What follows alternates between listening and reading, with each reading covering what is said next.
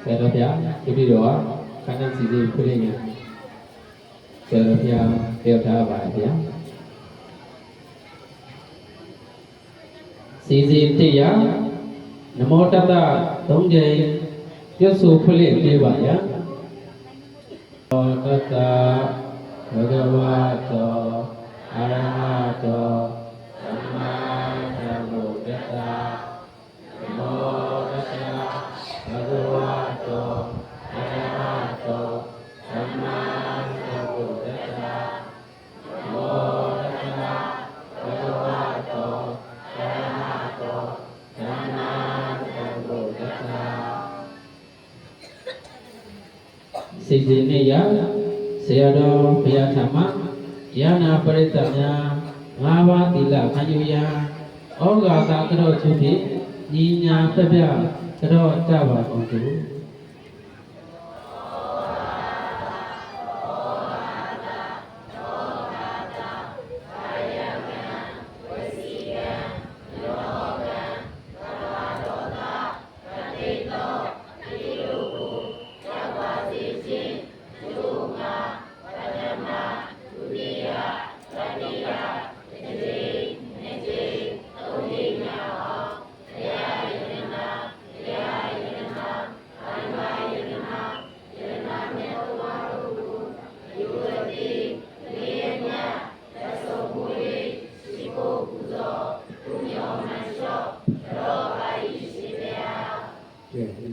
Siku puso, punya masuk roja, dikade, yakade, angrai kade, jaja kade, ubah kade, sui kade rumah, kakade kelon leja pilih. Alusia tora atau sedusunya mian hendak gua, leba yau jauh dorong dia miau, nenyam yau puamnya atau nejo pokoknya pijak pasti. Kira asyik, kalau tinggal sejarah pop lama tinggal amban deh.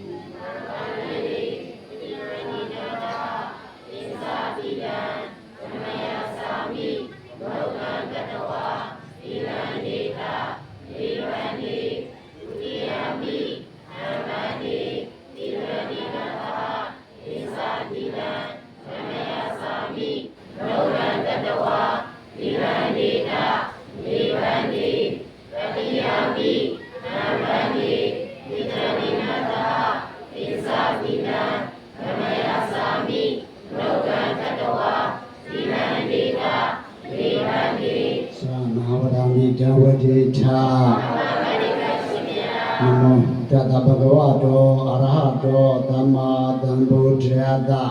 Namo tata bhagavato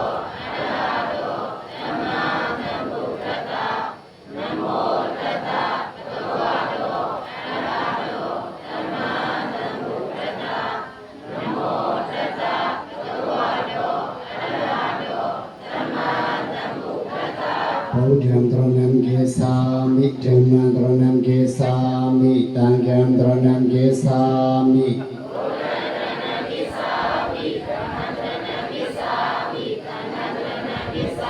Duriyampi buddham taranam kesami, duriyampi dhammam taranam kesami, duriyampi tangham taranam kesami.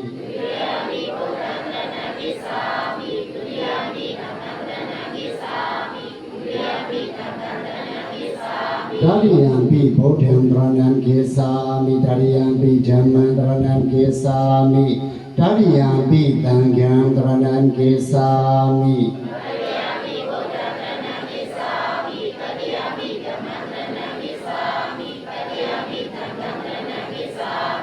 Tidarana gamna mahapibunam. Kepanadipadam.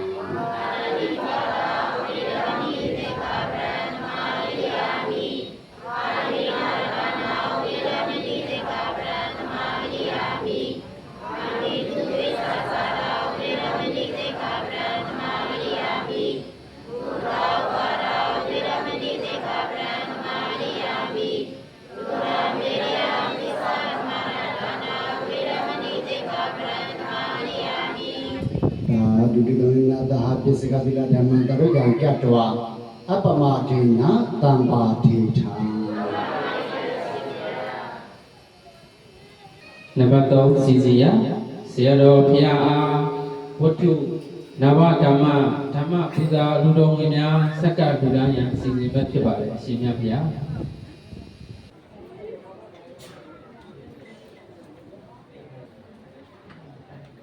မဆိုသင်္ကန်းဆက်လူရန်အတွက်အလူရှိ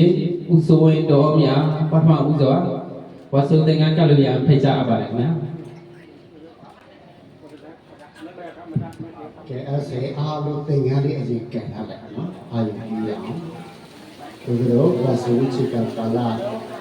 ဝါဆိုသင်္ကန်းအခုပေါ့နော်ဝါဆိုသင်္ကန်းဒီမဲ့ဖို့အတွက်မိမိရဲ့အရှိမရှိတဲ့သင်္ကန်းလေးတွေကိုကိုယ်စီကန်ထားပြီးတော့အာရုံပြုပြီးတော့လက်ဆိုကြဖို့ပါပဲကဲစတဲ့ပြင်းလေးဆိုကြအောင်မယံဗန္တိတန္တရဝတ္တဒုက္ခတောမောဇနထာယသပရိဝါရံဣမံဝေတဝါတိကစီဝရံသံဃတာဒေမာနိဗ္ဗာနတာပစ္စယောဟောတုအရှင်ဘုရားဘုရားတပည့်တော်တို့သည်တန္တရာဝစီကမကျော်တော်ထွံ့မြောပါရခြင်းအကျိုးငါဤဝါစုသင်္ကန်းကိုသာတော်ရှင်မြတ်ပေါင်းတို့အားစက္ကလူရန်ပါ၏နိဗ္ဗာန်ရောက်ကြောင်းအထောက်ပကောင်းသည်ဖြစ်ပါစေသာအရှင်ဘုရားကဲအဲ့ဒါကဲ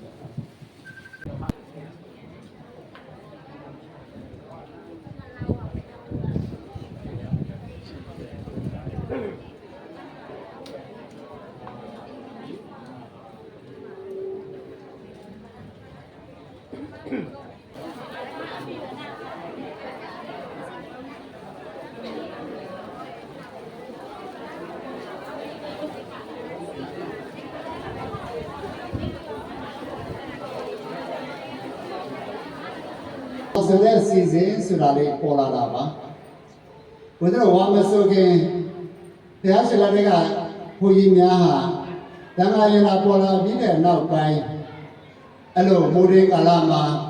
ဘိုးဒီသွားကြတယ်တင်းနေသွားကြတယ်ပြကြတဲ့အခါမှာအဲ့ဒီစိလန်းဆိုပြတဲ့မြတ်တဲ့ပေလေးတွေပေါ်မှာနင်းချပြီးတော့သွားတာတွေ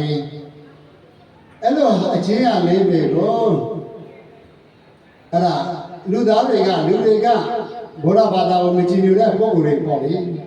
ဗုဒ္ဓဘာသာနဲ့မသက်ဆိုင်တဲ့ပုဂ္ဂိုလ်တွေကနေပြီးတော့ကဲ့ရဲ့ကြတယ်ကြည်စမ်းပါဦးဘုရားရဲ့ဘုရားသားတော်တွေလုပ်နေပြီးတော့ဟိုတရိစ္ဆာန်ငှက်လေးတွေတောင်မှ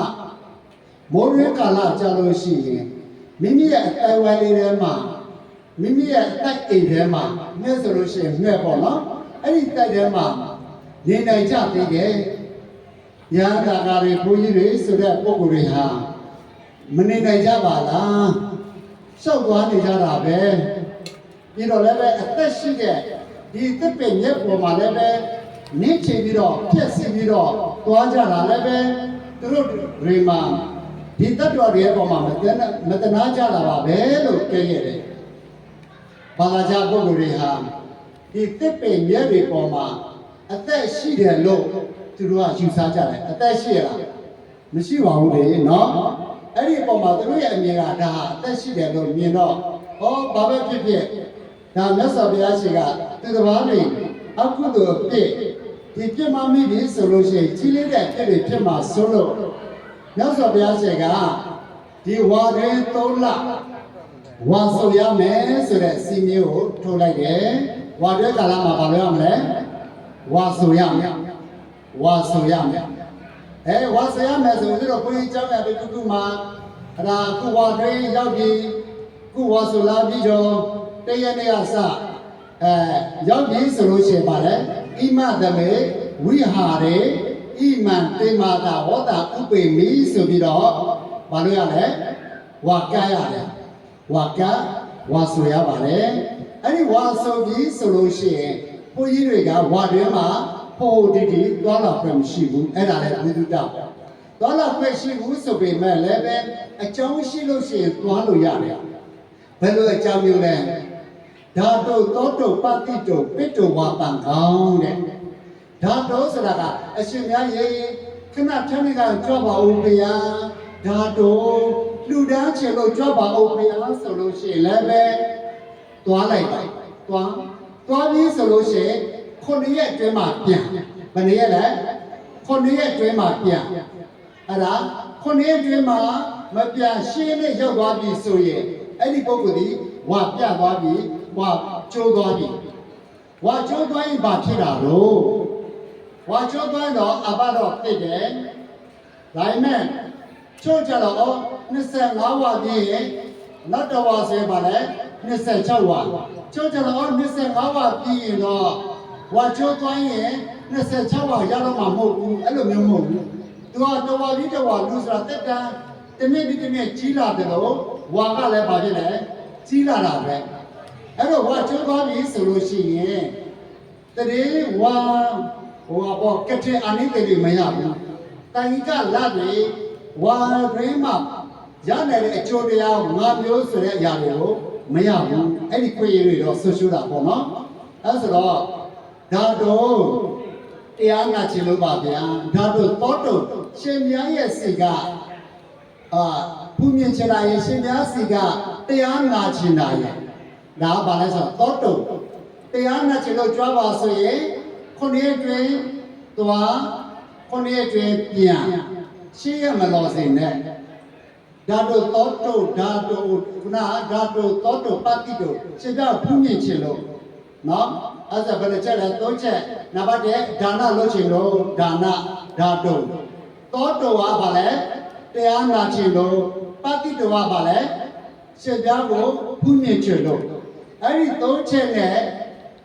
အကြောင်းရှိရင်သွားပါလာပါအဲ့ဒါဝါတွင်မှာသွားလာနေတဲ့အကြောင်းဒါဆိုတော့တန်ဃာတော်ဗျာဘာလို့ ရလဲဝါဆိုဝါကပြုပြီးအဲ့ဒါဝါဆိုဝါကဝါကြော့ပြီးဆိုလို့ရှိရင်လည်းဒါဘာလာလဲဆိုတော့ဝါကြော့ပြီးဆိုလို့ရှိရင်ကတိလုပ်ငန်းစရိတ်လာတယ်ဒါဝါဆိုတာနဲ့ပတ်သက်ပြီးတော့အကျဉ်းအားဖြစ်ပေါ့လေဟုတ်ပြီအဲ့တော့ဝါဆိုပြီးဆိုတဲ့အခါမှာအခုကဘာသင်္ကန်းတွေလူကြလဲဝါဆိုသင်္ကန်းဘာသင်္ကန်းလဲဟုတ်ပြီဝါဆိုသင်္ကန်းလူတယ်ဆိုတာလည်းပဲဒီနောက်ပိုင်းတန်ခါရတာပေါ်လာပြီးတဲ့နောက်ပိုင်းလောက်မှပဲဒါသင်္ကန်းကိစ္စတွေပေါ်လာပဲအဲ့ဒါဘာလဲဆိုတော့ဝါဆိုသင်္ကန်းဆိုတာကဦးဇင်းတို့ဒီရှင်းတော့ကဝါဆိုသင်္ကန်းကလူတယ်ဆိုတာကဒီတရင်ကျော်မှလူကြတယ်နော်အခုတော့ဝါမစုကြတယ်မှလူကြတာမဟုတ်ဘူးဝါတွေကာလမှလည်းလူကြတာမဟုတ်ဘူးဝါဆိုပြီးလို့တရင်ကျော်ကာလမှပဲလူကြတယ်အဲ့ဒါဘာသင်္ကန်းလဲဆိုဝါဆိုသင်္ကန်းဆိုပြီးတော့ဘယ်လိုသဘောတရားနဲ့လူကြတယ်လဲဆိုလို့ရှိရင်ငါတို့ကျောင်းထဲမှာရှိကြတဲ့တန်ခါတော်တွေဝါတွေကာလလို့တရင်သုံးနေထိုင်ကြတဲ့အခါမှာမိမိရဲ့ရရွာကနေပြီးတော့အခြားနေရရွာပြန်သွားတဲ့အခါမှာသင်္ကန်းလေးကောင်းကောင်းမွန်မွန်လေးပေါသွားအောင်သို့မဟုတ်ဒီဘိုးကြီးကဒီမှာဝါတော့ဝါဆိုလိုက်တာပဲသူတို့ရဲ့ရရွာဒေတာပြန်သွားတဲ့အခါကျတော့ဘိုးကြီးလေးတွေကသင်္ကန်းတွေလည်းမကောင်းဘူးသူတို့ဝါဆိုခဲ့တဲ့နေရာကစင်မပြုံးနဲ့တူတယ်မလူနဲ့မတန်းနဲ့ဘူးနဲ့တူပါရဲ့ဆိုပြီးတော့သူများလည်းကဲမှလည်းကြောက်တဲ့အတွက်ကြောင့်အဲ့ဒါဆိုတော့ဘာလို့လဲဆိုတော့ဒီဝါကျော်လို့ပြန်သွားတဲ့အခါမှာလူဒန်းပိတ်လိုက်တဲ့ဝါဆိုတဲ့တန်ဃာတော်တွေကိုအဲ့ဒါကဘာလဲဆိုတော့ဝါဆိုသင်္ကန်းတဲ့ဘာသင်္ကန်းလဲဒါဝါဆိုသင်္ကန်းဖြစ်ပေါ်လာတဲ့အကြောင်းတွေပြီးတော့ဒါရှိတာပေါ့အစိကသုရသင်္ကန်းဆိုတာလည်းရှိတယ်ဒါအစောတည်းလူရတဲ့သင်္ကန်းဆိုတာကရှင်တို့ကအဲ့ဒါစစ်သူကြီးတယောက်ဆိုလို့ရှိရင်အဲ့ဒါရုတ်တရက်ကစစ်ကင်းထွေးရတော့မယ်တိုက်ပွဲရှိပြန်ထွေးရတော့မယ်ဆိုတဲ့အခါကျတော့အဲ့ဒီသင်္ကန်းလူကိုကိစ္စဖြစ်လာတယ်တန်ဃာတော်တွေကလူကမရေဘူးဥပဒေတွေရှိတော့အနောက်ဆုံးကျတော့ဘုရားရှင်ကြိုးကြားလျှောက်တော့အရေးပေါ်လာပြီးတော့လူတဲ့သင်္ကန်းကိုလည်းပဲလက်ခံလူလိုက်ပါတဲ့ဘာဖြစ်လို့လဲဆိုတော့သူတို့ရဲ့အသက်တွေက ချင်းမရပြည့်စည်နိုင်တဲ့ခုနကခီးသွားဖို့လုပ်နေတဲ့ပုဂ္ဂိုလ်တွေစစ်သူကြီးတွေညပုံဝန်သည်တွေမနာမကျဖြစ်တဲ့ပုဂ္ဂိုလ်တွေသူတို့လူတန်းတဲ့အကြောင်းလည်းပဲလူခံပါဆိုတော့အဲ့လိုအစ်စေကဆိုတာသင်္ကန်းဆိုတာလည်းရှိတယ်နောက်တစ်ခုဦးဇင်းတို့ဝါတွင်းကာလမှာနောက်တစ်ခုဘာသင်္ကန်းလူကြတယ်လဲဆိုတော့ခုနဝိတ္တဝါတိကစီဝရသင်္ကန်းလူတယ်လို့ဝတိကတာတိကစီဝရကိုလည်းလူတယ်အဲ့ဒါကဘာလဲဆိုတော့မိုးရိခံသင်္ကန်းတဲ့ဘာသင်္ကန်းလဲဒါသင်္ကန်းနဲ့ပတ်သက်ပြီးတော့ရှစ်ပိုင်းနည်းနည်းလေးဘုဒ္ဓရဖြစ်ွယ်ပေါ့လေမိုးရိခံသင်္ကန်းမိုးရိခံသင်္ကန်းဆိုတာဟာတချေကဝိသကအကြောင်းမှကြီးပေါ့အဲ့လိုတနေ့ကျတော့သူ့ရဲ့ကြော်မကိုစိတ်ခမ်းလိုက်တယ်ဟေးဟိုပါပေါ့ဒီကြော်မရေးတဲ့ဒီနေမူရတန်တော်တွေသွားပြီးတော့ပက်ပေးပါဦးဒါပို့ပါရောအကြောင်းမှလာပြီနော်ပက်ပေးပါဦးတော့ဆော့စားဖို့ချိန်ပြန်ရင်းဆိုတဲ့အကြောင်းသွားပြီးတော့ထောက်ခိုင်းတယ်သွားထောက်ခိုင်းတဲ့အခါမှာကျောင်းထဲဝင်လိုက်တာနဲ့အဲ့ဒီချင်းကြော်မကကြည့်ပြီးတော့ပြန်လှည့်လာတယ်ပြန်လဲလာပြီးတော့ဝိတ္တကအကြောင်းမှာပြောတာပေါ့အရှင်မကြီးတဲ့အခုတရားရဲ့ကျောင်းတော်သွားတဲ့အခါမှာဘိုးကြီးတွေကိုမတွေ့ဘူးတဲ့ဒီတက်ကတော်တွေကိုပဲတွေ့တယ်တဲ့အစလကတက်ကတော်တွေကိုပဲတွေ့ပါတယ်တဲ့အဲ့ဆိုဝိတ္တကအကြောင်းမှာစဉ်းစားတယ်အေးဒါမဖြစ်နိုင်ဘူးအစလကတက်ကတော်မဖြစ်နိုင်ဘူးအခုမိုးရွာနေတာကလည်းတကယ်ကမိုးရွာနေတဲ့မိုးကလည်းပဲလေကျော်လုံးကိုတပြိုင်တည်းရွာနေတဲ့မိုးတပြိုင်တည်းရွာနေတဲ့မိုးအဲ့ဒီမိုးကိုမြတ်စွာဘုရားရှင်ကချစ်သားတို့တဲ့ဒီရှာရှာပါပါမိုးလေးပေါ့အဲ့ဒီရှာရှာပါပါမိုးလေးကိုမိုးရိခံချိုးကြသွားပြီးတော့မိုးရိခံချိုးကြလို့တန်တော်တွေကိုသုံးမစားမိလေးမှာမိုးရိချိုးစေတယ်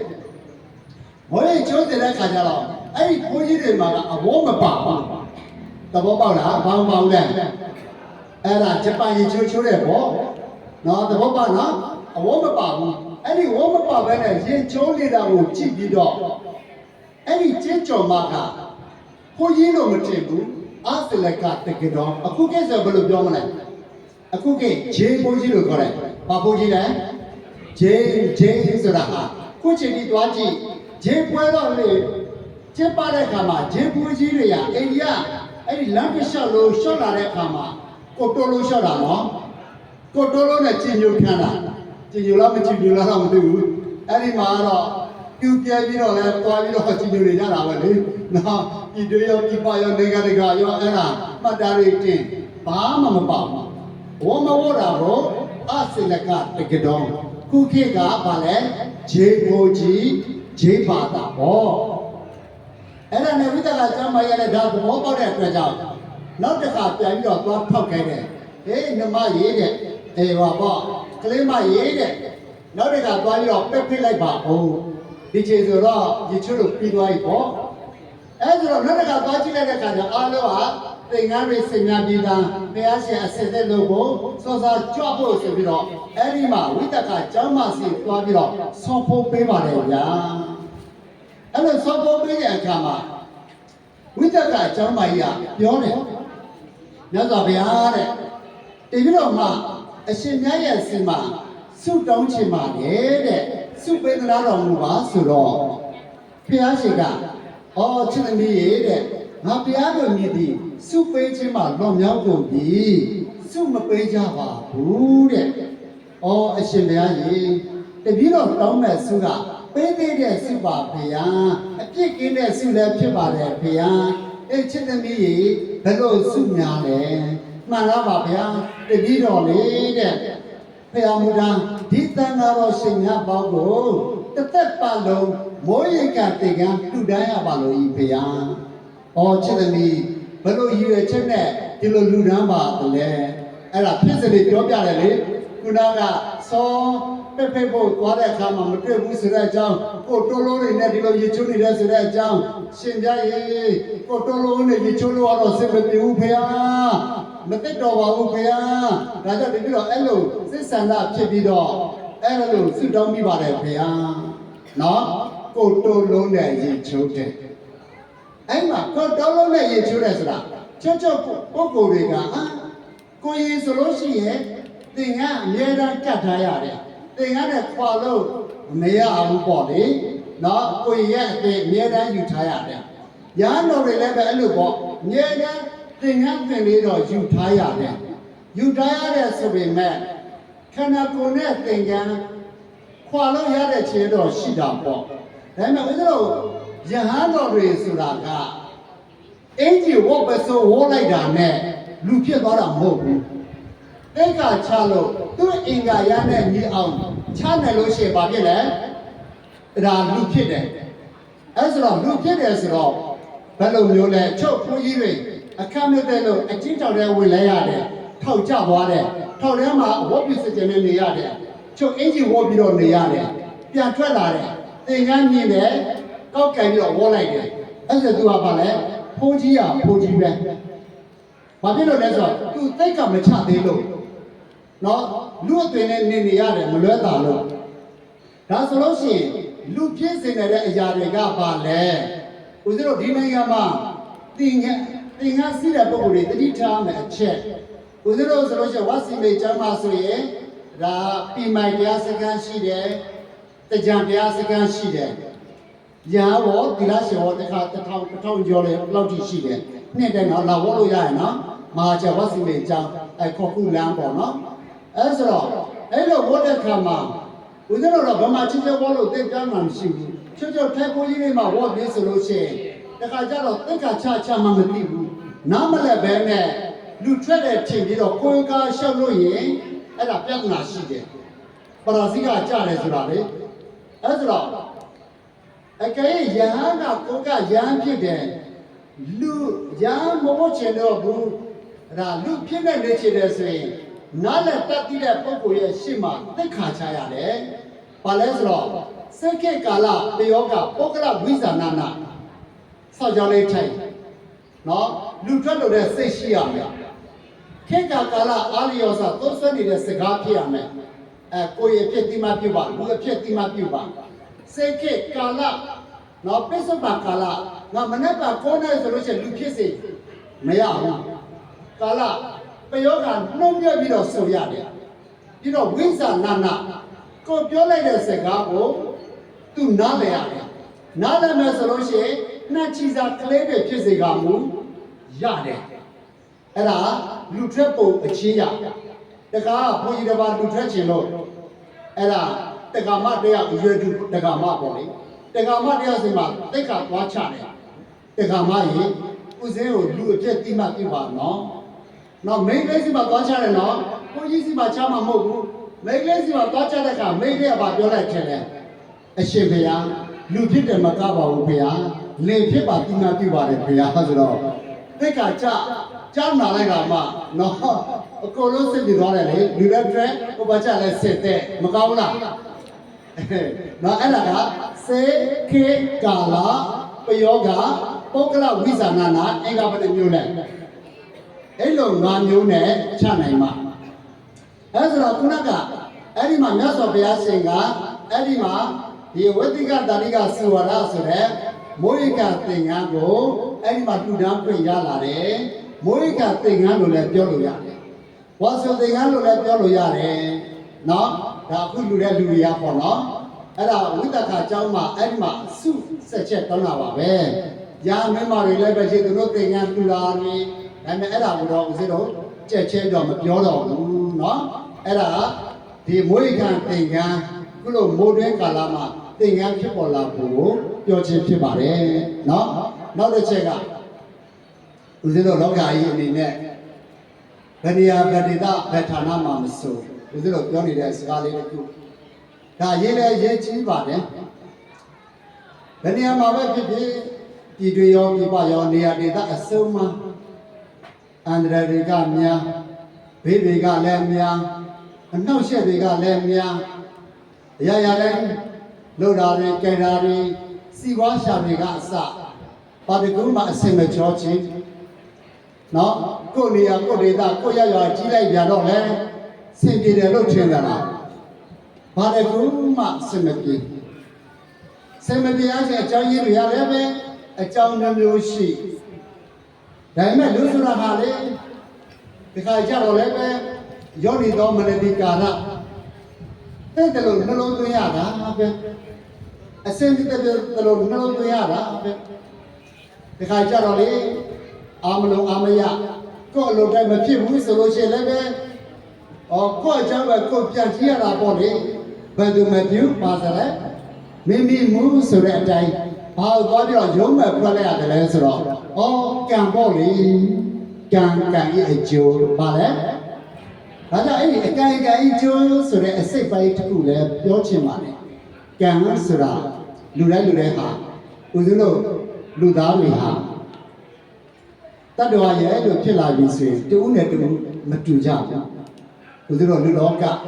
လူပေါ်မှာရှိကြတဲ့ပုဂ္ဂိုလ်တွေဟာဘောမှာနေထိုင်နေဖို့အတွက်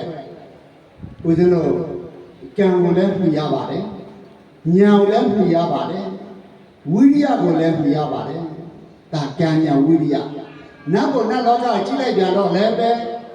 အဲ့လိုလူဘဝတွေကပြုလုပ်လိုက်တဲ့ကံရဲ့အကြောင်းကြောင့်အကျိုးတရားတွေအပြင်သူတို့ကမှစံနေရတယ်ဉာဏ်ဝိရိယဆိုတာတဲ့သူတို့ကဘာကိုပုံပြီးတော့ပြရတာလဲကံကိုပဲပြရတယ်ကံကိုရင်လည်းပြန်ကြတာပဲအဲ့ဆိုဦးဇင်းတို့လူတူတယောက်ကြီးပွားဖို့ချမ်းသာဖို့ဆိုတာဟာကံတစ်ခုတည်းနဲ့လည်းမလုံလောက်သေးဘူးဉာဏ်တစ်ခုတည်းနဲ့လည်းမလုံလောက်သေးဘူးဝိရိယတစ်ခုတည်းနဲ့လည်းလုံလောက်ရလားဒါကြောင့်ကံရောဉာဏ်ရောဝိရိယရောမလုံဘူးလားအရန်ကိုလိုအပ်ပါတယ်ဆိုတော့ကံဆိုတာပါလေကမ္မဆိုတာဟာအလုတ်ကမ္မဆိုတာပါလေအလုတ်ဒီဦးဇင်းတို့ခုနကကာယကံပြီးပါလေဝစီကံပြီးပါလေမနောကံကံဘယ်နှပါလဲကံ၃ပါးတို့ဘုရားဘာသာဆိုတာဟာကံကျိုးနဲ့ဉာဏ်၃ပါးကိုတက်ဝင်ယူကြည့်ရမယ်အဲ့ဒါဘုရားဘာသာရဲ့အခြေခံပဲအဲ့ဆိုတော့ကံကျိုးကိုအရင်နားလည်ဖို့ဟုတ်ပြီကာယကံဝစီကံမနောကံကိုဦးဇင်းတို့ရှင်းမယ်ကာယကံဆိုတာဟာကိုယ်နဲ့ပြုလုပ်တာကိုပါလဲကာယကံကိုယ်နဲ့ပြုလုပ်တယ်ဒိဋ္ဌိကံနဲ့ဆော့ကျတဲ့သူတို့ကုညီတယ်ဒါကာယကံအဲ့ဒီကာယကံမှာလည်းပဲကောင်းတဲ့ကာယကံနဲ့မကောင်းတဲ့ကာယကံကောင်းတာကိုကြတော့ကုသိုလ်လို့ခေါ်တာပေါ့ကုသလကောင်းတာဘယ်လိုခေါ်လဲအဲ့ဒါမကောင်းတာကိုအကုသလကုသိုလ်နဲ့အကုသိုလ်ဒီခုပဲရှိတယ်မဟုတ်လားနော်ကောင်းတာနဲ့မကောင်းတာကာယကံမှာလည်းကောင်းတဲ့လို့နဲ့မကောင်းတဲ့လို့ဝစီကံမှာလည်းကောင်းတဲ့ပြောနဲ့မကောင်းတဲ့ပြောမနောကံမှာလည်းပဲကောင်းတဲ့ကြံစီနဲ့မကောင်းတဲ့ကြံစီအဲ့ဒါအဓိကပဲလူရဲ့စိတ်ပိုင်းအဲ့ဆိုတော့အဲ့ဒီကာယကံမှာလည်းပဲကုသိုလ်ဆိုတဲ့စကားကဲကုသိုလ်ဆိုတာဘာလဲကုသိုလ်ဆိုတာဟာဘာလဲဘယ်လိုအကျိုးအာနိသင်တွေရှိတယ်လဲဘယ်လိုသဘောတရားရှိတယ်လဲဆိုတာကိုတို့ကလေ့လာဖို့လိုတယ်ကုသိုလ်ဆိုတာဟာသူ့မှာအင်္ဂါ2ချက်ရှိတယ်ကုသိုလ်မှာအင်္ဂါဘယ်နှချက်လဲ2ချက်ရှိတယ်ကုသိုလ်မှာအင်္ဂါ2ချက်အနဝေဇာဒုက္ခဝိပါကလက္ခဏာအဲ့ဒါပါဠိစကားနံပါတ်1ကုသိုလ်တစ်ခုလုပ်လိုက်ပြီဆိုရင်နံပါတ်1အပြစ်မရှိဘူးနံပါတ်1ပါလဲအပြစ်မရှိဘူးဒုက္ခဝိပါကလက္ခဏာကျိုးပေးတဲ့အခါကျလို့ရှိရင်ကောင်းတာကိုပဲကျိုးပေးတယ်ဘာကျိုးပေးတာလဲကဲကောင်းတာကျိုးပေးတာကဘာလဲပြစ်မရှိတဲ့လုပ်ငန်းလုပ်လို့ရှိရင်ကောင်းတာကိုကျိုးပေးတယ်ဟုတ်ပြီကာယကံနေနဲ့ကောင်းတာကိုနောက်ဝိသပြစ်မရှိတဲ့လုပ်ငန်းကာယကံနေနဲ့သူတစ်ပါးကိုလူပေးမယ်ညတဲ့ပတ်သက်ဝေယဝဆတွေလုပ်မယ်ကာယအားတွေနဲ့တို့ချွတ်ဆာညာချမ်းသာရေးအတွက်ကြည့်ပြီးတော့လုပ်တယ်အဲ့ဒီလုပ်တဲ့အရာမှများဒီအနာဝိသပဲပြစ်မရှိဘူးတို့အများနဲ့နေကြတယ်ဟောတို့နေတဲ့ဟိုအိတ်ကလေးရှိမှဟောမှတ်တရတွေရှုပ်ပွားနေတယ်ဒါလေးကမသိတော့ဘူးဒါလေးကလဲလိုက်မယ်အဲ့ဒါပြည့်ရှိလားမရှိဘူးလားအပြစ်မရှိဘူးအနာဝိသဟောအများနဲ့သက်ဆိုင်တဲ့ပပိနေရာတွေမှာအိတ်သားတွေညစ်ပတ်နေတယ်ပိတ်ချနေတယ်ညစ်ပတ်နေတဲ့အရာတွေကိုကိုယ်သက်ရှင်းလို့တဲ့တိုက်ချော့တယ်အဲ့ဒါပြည့်ရှိလားမရှိဘူးလား အပြစ်မရှိဘူးအနာဝိဇ္ဇအနာဝိဇ္ဇအဲ့လိုနာဝိဇ္ဇမှတ်နေရှုပ်ပွားနေတယ်ကောက်တယ်သိတယ်အနာဝိဇ္ဇအဲ့ဒါအနာဝိဇ္ဇရဲ့နာမှာဒုက္ခဝိပါကလက္ခဏာဒီလိုလုံးညာဒီလိုလုံးရတွေကြောင့်အကျိုးပေးတဲ့အခါကျတော့ဒုက္ခဝိပါကလက္ခဏာကောက်တဲ့ကျိုးကိုပဲပေးတယ်တဲ့ဘာကိုပေးတာလဲကောင်းကျိုးကိုပဲပေးတယ်နော်တနည်းအားဖြင့် lucky ကောင်းတယ်နော် lucky ပေးတယ်လို့ခေါ်တာပေါ့။ညာထဲမှာကိုယ့်အတွက်အကောင်းကွဲပဲတွေ့ရမယ်။ကောင်းတာလို့လို့ရှိရင်ကောင်းကျိုးရတာတော့အဲ့ဒါပုံစံဤစနစ်ပဲ။အဲ့ဒါကုသိုလ်။ကာယကဝစီကလည်းဒီတိုင်းပေါ့။ကောင်းတဲ့စကားတွေပြောပေးတယ်၊သူ့အတွက်ကျိုးရှိတဲ့စကားတွေပြောပေးတယ်၊စီးပွားဖြစ်စေတဲ့စကားတွေပြောပေးတယ်။အပြစ်မရှိတဲ့ပြောဆိုလေးတွေပြောတယ်။ဒါဒုက္ခဝိပါကလက္ခဏာကျိုးပေးလာလို့ရှိရင်လည်းတကယ်သူ့အတွက်ကောင်းကျိုးကိုပဲပေးတယ်။ဆေးရလည်းငါဘယ်သူလဲဘယ်လိုပြင်ရမလဲဘယ်လိုစောင့်ရှောက်မလဲဘယ်လိုပိတ်ကန်ခေါင်းမှာပဲငါဘယ်လိုလဲအများကောင်းကျိုးတယ်လို့ချစ်တယ်ကောင်းတဲ့စိတ်ချမ်းစီတွေပဲ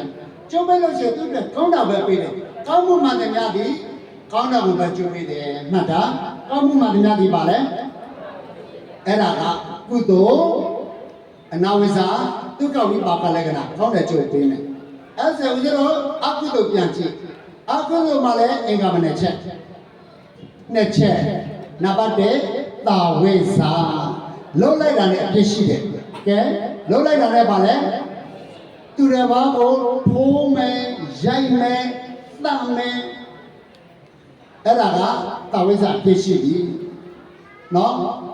ဒီမှာတတ်ရှိလို့တဲ့နေရှိနေတဲ့နေရာတွေမှာတတ်ရှိလို့ထားပါတဲ့နေရာမှာကော့စလွဲတွေထွေးမယ်အပြစ်ရှိလားမရှိဘူးလားမိုက်တဲ့ရည်စိမကမ်းမယ်ပေးချမယ်ပြည့်ရှိလားမရှိဘူးလားပြည့်ရှိတယ်ကိုကြီးကြီးကိုတောင်းမယူဘူးအေးသားတွေတက်ပြီးဆိုလို့ချင်းစစ်ကြောအကောင်မှလည်းမသိဘူးလူတွေကသာမေတ္တာရှုမသိမီရှုအေးသားတွေကျတော့မြတ်ပါလို့တယ်သူများစိတ်နှောက်ရှက်ပြလို့တယ်အဲ့ဒါပြည့်ရှိလားမရှိဘူးလားပြည့်ရှိတယ်တာဝိဇ္ဇအဲ့ဒီတာဝိဇ္ဇရဲ့နာမှာဘာလိုက်လာမလဲဒုက္ခဝိပါကလက္ခဏာအပြင်းနဲ့တကွာကြုံပေးမယ်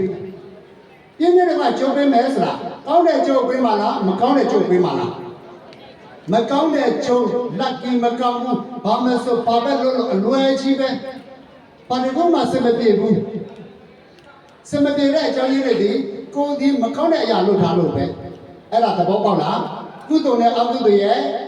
အဲ့ဒီချိန်ကသဘောတရားကိုသဘောပေါက်ဖို့လိုတယ်ဟုတ်ပြီဒါဆိုတော့ဒီကုသိုလ်တွေအကုသိုလ်တွေလို့ဒီဆိုလို့ရှိရင်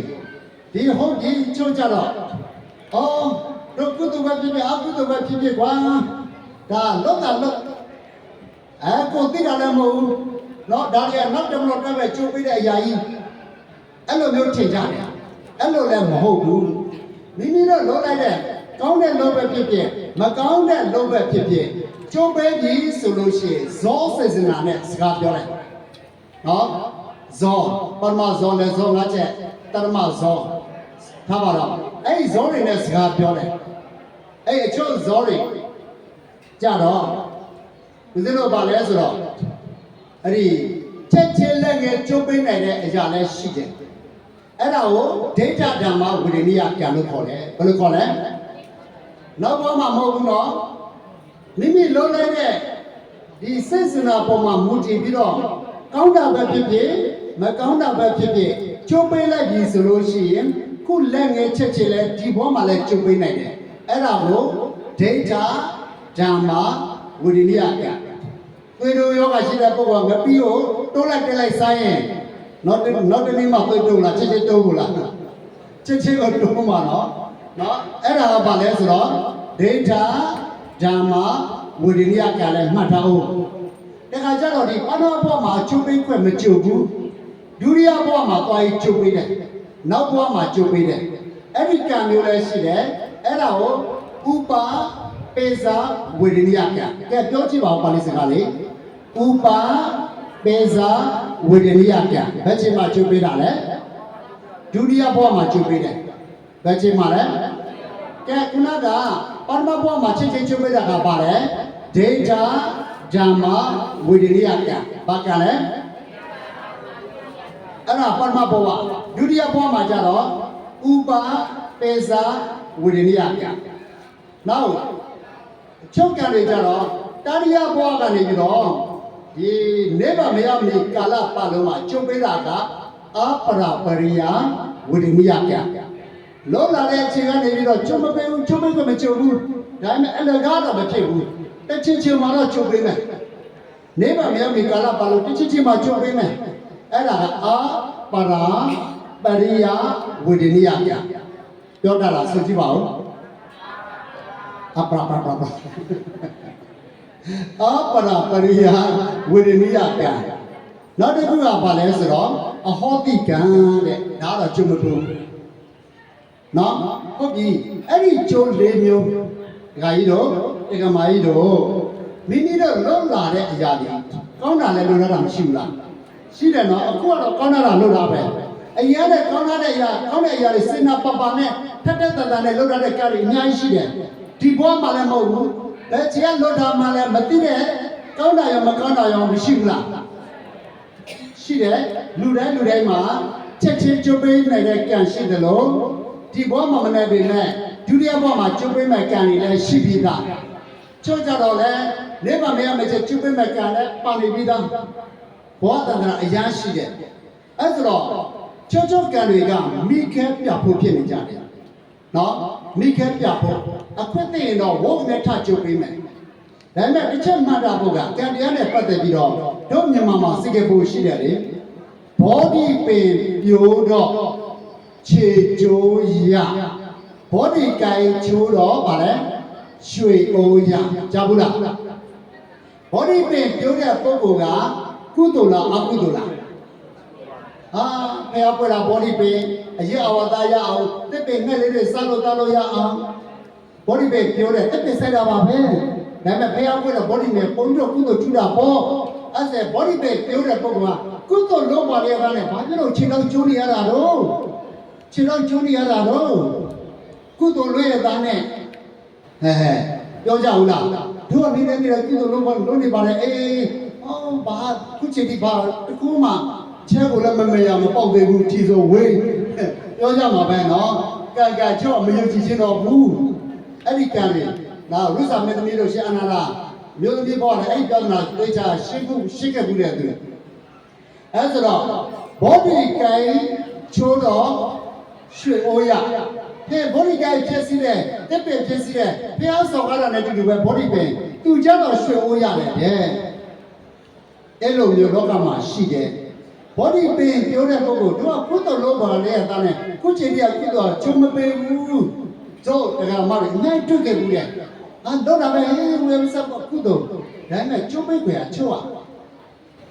ကျော်မပေးနိုင်သေးဘူးဟာကျော်ကြတော့ဟောမောစောတကလွတ်လိုက်မှစီဝါရဆင်ပြလိုက်တာမှအမလေးချမ်းသာလိုက်တာမောစောတကနဲ့တော့ကြောက်ကျုပ်ပေးကြတာနော်အဲ့ဒါဒီလိုရှိတယ်ဘောဓိပင်ပြောတဲ့ပုဂ္ဂိုလ်ကချစ်ကျိုးရတယ်ဆိုတာချစ်ကျိုးရတယ်ဆိုတာတော့သေးတာပေါ့သူဘောဓိပင်ပြောလို့သူအတေးဘလွတ်လိုက်တဲ့အရာတွေအကုသိုလ်ကြီးလွတ်လိုက်တယ်သူဒီဘဝမှာသိမ့်မဲ့ကိရှိတယ်သိကိုသိမ့်မှာဒါပေမဲ့ body pain ပြောလိုက်တဲ့ကုသိုလ်ဝင်လာတဲ့အခါမှာသိမ့်မဲ့နေရာမှာဘာဖြစ်သွားလဲခြေတော့လေးကျိုးရတယ်ဆိုတာဒါလည်းဦးဇင်းတို့ကြုတ်ဘူးတယ်အများကြီးနော်တက body pain body ကိုင်ချိုးတဲ့ပုဂ္ဂိုလ်ကရွှေအိုးရတယ်တဲ့အခုတော့လို့တဲ့ပုဂ္ဂိုလ်ကရွှေအိုးရတယ်ဆိုတော့ဟောအဲ့ဒါသူဒီ body pain ကိုတော့မဖြတ်စီဘူးဆိုရင်နော်သူဒီအတေဘလွတ်လာတာကုသိုလ်ကောင်းမှုတွေကြီးလွတ်လာတယ်ဒီ body pain တော့မဖြတ်စီဘူးဆိုရွှေအိုးတစ်လုံးတည်းမဟုတ်ဘူးအလုံးပေါင်းများများစွာရနိုင်တဲ့ကိရှိပါလေတဲ့နဲ့ဒီဟာလည်းဒီအကုသိုလ်ဝင်လိုက်တဲ့အတွက်ကြောင့်ရွှေအိုးပဲနေလို့ရတယ်တလုံးပဲကြတယ်မို့ဆိုတဲ့ငါတွေနဲ့ကြီးပွားကြတယ်ချမ်းသာကြတယ်နော်ဒီတက်မကချမ်းသာတဲ့ကိရှိတယ်ဒီအကုသိုလ်ကံလေးဝင်လိုက်တဲ့အခါမှာဦးဇင်းတို့အတိမေးစိတ်တိုင်ဝိုင်းမှတယ်များပြုံရှာရတဲ့ဟာတွေကြက်ပြောက်နဲ့ပြောက်လူတွေလည်းကြမ်းပါကြည့်တဲ့ဒါတွေလည်းကြီးပွားကြတာပဲနော်ဒါကြောင့်အဲ့ဒီကံသဘောတရားတွေလည်းပဲတတိထားပါဘာမဆိုလို့ဘာတွေကုန်းမှအားငယ်စရာမလိုဘူးဆိုတော့အဲ့ဒီကံတရားတွေကချက်ချင်းလည်းငယ်ကြိုးပေးတယ်ဆိုတာဟာဦးဇင်းတို့ဘုရားရှင်လက်ထက်ကမပုံနာတော့ကြည့်မပုံနာတော့ဇတိမနာအရန်ကိုဆင်းရဲဒီများစီမလည်းတဲ့ငါးနဲ့အငါးလုံးတွေရတယ် တနေ့ကြတော့အရှင်မြအရှင်နုလို့ကဆောကကြော်လာတဲ့အခါမှာသူ့ရဲ့မျိုးသမီးကတရားတရားဖြစ်ပြီးတော့သူ့ယောက်ျားအတွက်ဒီကျွေးမဲ့ဆိုပြီးတော့ယူသွားတဲ့ထမင်းအပြည့်အစုံတို့တွေခုလိုစီးရင်နေတာဟာဖြင့်ဘောဓမ္မရာဆက်ဆက်ကဒါနကုသိုလ်မရှိလို့မလူကဲလို့မတန်းကဲလို့အခုကျတော့ဘာပဲဖြစ်ဖြစ်လူတော့မယ်တန်းတော့မယ်ဆိုတော့တရားတရားတစ်ပေါက်ပွားဖြစ်ပြီးတော့ရှင်ပြရတော်မူပါဦးဖျားဆိုတော့လူတွေအရှင်မြတော်ပြီးတဝက်ပဲလူတဝက်သင်တို့စားဆိုတဲ့သဘောနဲ့ရှင်မြရေးတဲ့ဒီပစ္စုပန်ဘောတခုတည်းအတွက်မကြည့်ပါနဲ့ဗျာဒီလိုရဲ့တန်ត្រာအတွက်ပါကြည့်ပေးပါဗျာအကိုသာလူကံပါပဲဗျာဆိုတော့လူလိုက်တယ်နော်စိတ်စင်တာတွေအရန်ထက်တာနေတဲ့အချိန်လူကံပုဂ္ဂိုလ်ကလည်းစင်ကြယ်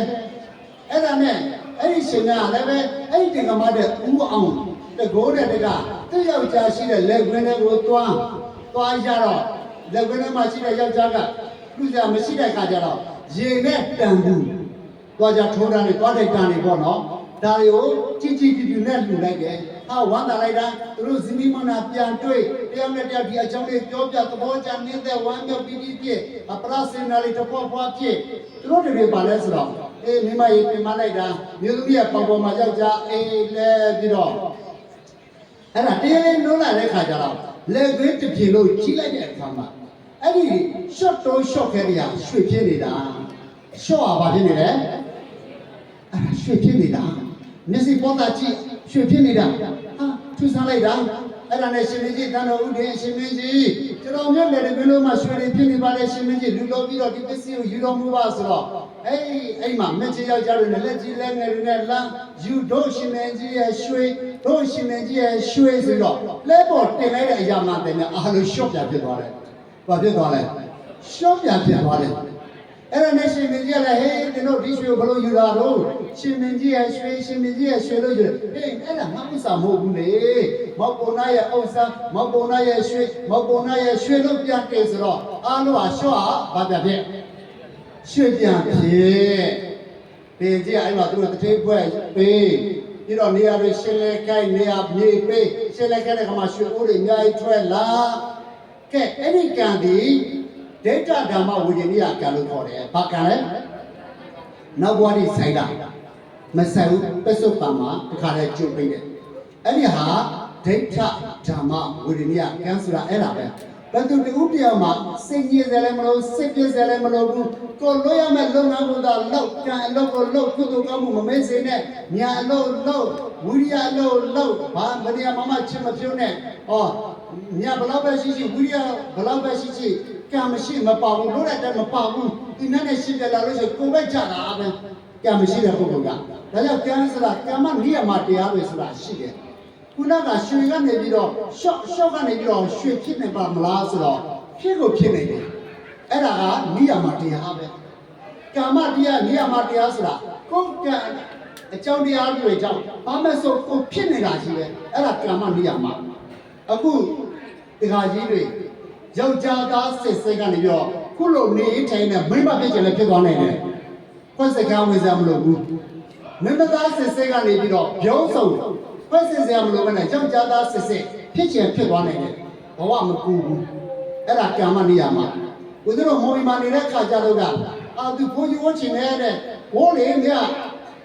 က်ျားသားကြီးပဲဝလို့ရတာပေါ့။မဟုတ်ပါဘူးတဲ့။ပြီးခဲ့တဲ့တပတ်တော့ကသူမိမပဲရှိသေးတယ်တဲ့။အနေထိုင်တဲ့လောလောရွာစီကိုလုံးကလာဖြစ်လာပြီးကိုကိုပြချလိုက်တဲ့အခါကျတော့ဘာဖြစ်သွားလဲယောက်ျားဖြစ်သွားတာမော်ဘီကယောက်ျားဖြစ်သွားတာအဲ့ဒါကပါလဲကာမနိယမကံကြောင့်ဖြစ်တဲ့ရုပ်တရားပြောင်းလဲသွားတာကဲမဆန်းကျဲဘူးလား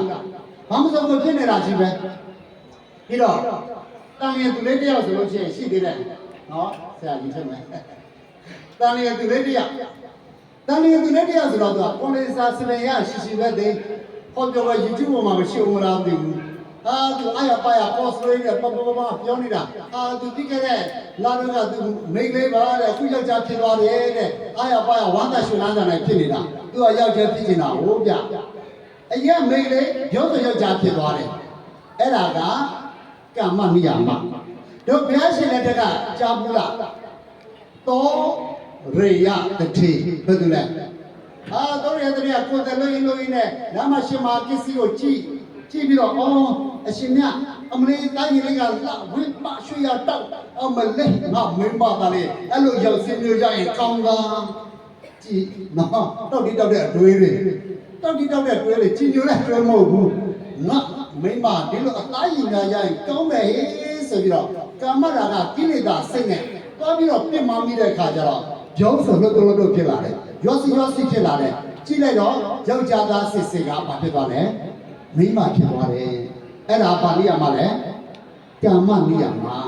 နော်ကြည့်တယ်နော်အဲ့ဒါနဲ့အဲ့လိုကာမနိယမသဘောတရားဖြစ်ပြီးတော့သူကရှဲ့တယ်ကိုယ်တည်းက900တကယ်ချင်းပေါင်းတဲ့900နဲ့ကိုယ်တည်းလာတဲ့အခါမှာသူရှက်တော့ကိုရောက်ဖြောက်ပစ်လိုက်ပြီးတော့တနည်းဖြတ်ပြီးသွားတော့ဒီတာပါမောက္ခဆယ်ကြီးနဲ့တွေ့တော့သူကောက်ယူဝေစားပြီးတော့တမိပြည့်နဲ့ထားပြီးတော့အဲ့ဒီတိုင်းပြည်မှာပဲအဲ့ဒီမျိုးသမီးကိုယောက်ျားပေးစားလိုက်တယ်ကလေးတွေပါမွေးတာပဲနော်ခုကဲအသေးပြောတဲ့ပုံကမွေးတယ်မမွေးတယ်ကတော့မပြောတာဘူးချုပ်ပေါ့နော်အဲ့လိုကလေးမွေးတယ်ပြီးတော့နောက်တစ်ချိန်မှာမျိုးသမီးဘဝနဲ့တငယ်ချင်းနဲ့ပြန်တွေ့တယ်ကိုယ်တွေနဲ့သွားလို့ဆက်တော့ဟောဦးကျော်ပြနေတာပေါ့ခင်ဗျားဘယ်ရလဲကျမတစ်ချက်ကဘသူလေအေးဟုတ်တယ်အဲ့တရားကိုတကယ်ကြီးတော့ပြောသွားတာခုချိန်ထိမတွေ့ဘူးအဲ့ဒါကျမပဲလေဟောယောက်ျားခင်ဗျားမင်းမ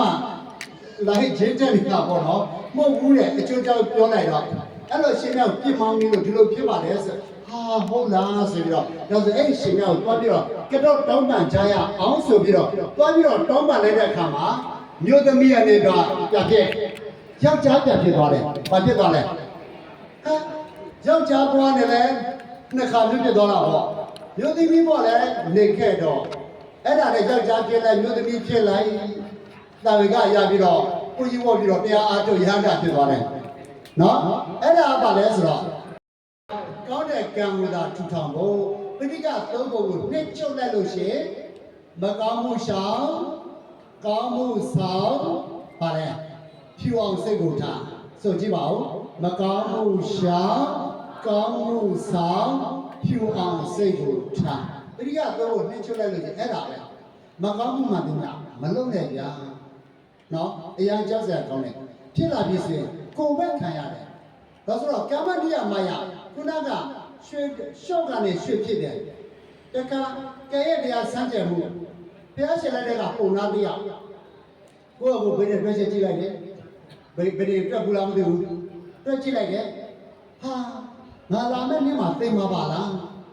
အဲ့ဒါနဲ့မြတ်စွာဘုရားရှင်ကောင်းမေးတယ်အရှင်ဘုရားတဲ့တပြီးတော့လာမဲ့နေ့မှာသိမယ်လို့တွက်ချက်မိတယ်ဘုရားအဲ့ဒါဟုတ်ပါသလားဆိုတော့ဟုတ်တယ်ပုံနာကြီးသိမယ်အပြည့်တဲ့ဟိုတော့ပါမြောက်ပါဖြစ်လိမ့်မယ်တဲ့သိလို့ရှိရင်ပုံနာပါဖြစ်မလဲမြောက်ဖြစ်မယ်ဆိုတော့အော်တော့ဟုတ်ပါလားငါသိမယ်လို့တွက်ချက်မိတယ်ဘုရားကမြောက်ပါဖြစ်လိမ့်မယ်တဲ့ဒါဆိုရင်ဘာပဲဖြစ်ဖြစ်လေငါနဲ့တော့ပေါ့ပါမြောက်တွေပါစားလို့တောက်လို့ရအောင်အဲ့ဒီနေရာကိုတွားပြီးတော့တိတ်ပဲဆိုင်မယ်ဘာလို့မလဲတိတ်ပဲဆိုင်အသက်ရှိတယ်နော်တိတ်ပဲဆိုင်ကြနော်ဒီလိုရောက်တဲ့နေရာမှာတိတ်ပဲဆိုင်တယ်အေးမြောက်ဖြစ်ရဆိုတော့တိတ်ပဲခုတည်းနဲ့မလို့တော့သေးဘူးရေတွဲရေကန်တွေမြောက်ဆိုတော့လွယ်ကြိုးတွေပါတမ်းမရမှာပေါ့ကျူပြီးအဲ့လိုမျိုးသွားပြီးလုတ်ပြလိုက်တယ်လုတ်ပြလိုက်တဲ့အခါမှာတရားမဲ့နေရောက်လာတယ်ခုလိုနေတဲ့စနေနေ့တန်းသိမ့်မယ်သမီးရဲ့သားရဲ့နိုင်ကြည်သားကြတဲ့နိုင်7နိုင်စနေနေ့ကိုဆက်ဆက်လေးအိတ်နေတယ်အသာလေးသိဖို့ပေါ့လေနောက်တော့တနေ့သာပုံသွားတယ်ပုံနာမသိဘူးဒီကြည်စမ်းခေါ်ရမှာငါ့ကိုပါရိုက်တယ်ငါကိုလည်းတွေ့ချင်လို့ဒီနေ့သိမယ်မြောက်ဆိုပြမြောက်ကဖြစ်လို့မလို့ဟောတယ်မြောက်ပြဖို့နေတာကသေတော့မသိဘူးဒါကြောင့်ဝိသဝါဒနဲ့ဆော့ဆွဲမဲဆိုထွက်လာတယ်ရှင်ပြဘယ်နဲ့လို့လဲတကယ်တော့မြောက်ပြဖို့နေတာကသေတော့မသိဘူးဆိုတော့ဘုရားဆရာအော်တင်ငါဘုရားဆရာပြန်သွားတဲ့အခါဘာလုပ်ခဲ့တာလို့မှန်လားပါဘုရားတကယ်တော့ရှင်ဘုရားဆရာပြန်သွားတဲ့အခါဒီလိုနဲ့တော့ပေါ့ပါမြောက်တွေပါစားလို့တောက်လို့ရအောင်အဲ့ဒီနေရာသွားပြီးတော့ဒီလုပ်ငန်းတွေလုပ်ပါတယ်အေးအဲ့ဒါပဲတဲ့ဗမေဥယျာဉ်လေးစိုက်တယ်စိန်ရံဘိက္ခွေကမ္မဝရမိဆိုတဲ့အတိုင်းငါနဲ့တော့ပေါ့ပါမြောက်တွေပါစားလို့ရအောင်ဆိုတဲ့အဲ့ဒီစိတ်လေးတည်တဲ့ကုသိုလ်စေတနာတဲ့တေဖို့တေချတယ်တေကိုတေမှာတေပြီးမြောက်ဖြစ်ဖို့ဒါပေမဲ့ဒီကုသိုလ်လေးတွေလုံးလိုက်တဲ့အတွက်ကြောင့် ကံကိုတဲ့နေရာမှာကံဘာဖြစ်သွားလဲဆက်သွားတယ်ကံဘာဖြစ်သွားလဲကံဆက်တဲ့အတွက်ကြောင့်သူမသိဘူးတက်တိုင်းရှိတဲ့ထိနေရတယ်ဒါဆိုတော့ဦးဇင်းတို့ကံဆက်ဖို့မလိုဘူးလားကံဆက်အခုဘာလို့တာလဲကံဆက်နေတာပဲဒါဆိုဒီတစ်ချိန်နဲ့ကံဆက်တာမဟုတ်ဘူးနေ့တိုင်းလုပ်ပါတော့လုံးစရာတွေကုသိုလ်ကောင်းမှုနဲ့ပတ်သက်ပြီးလုံးစရာတွေတပုံရှိတယ်နော်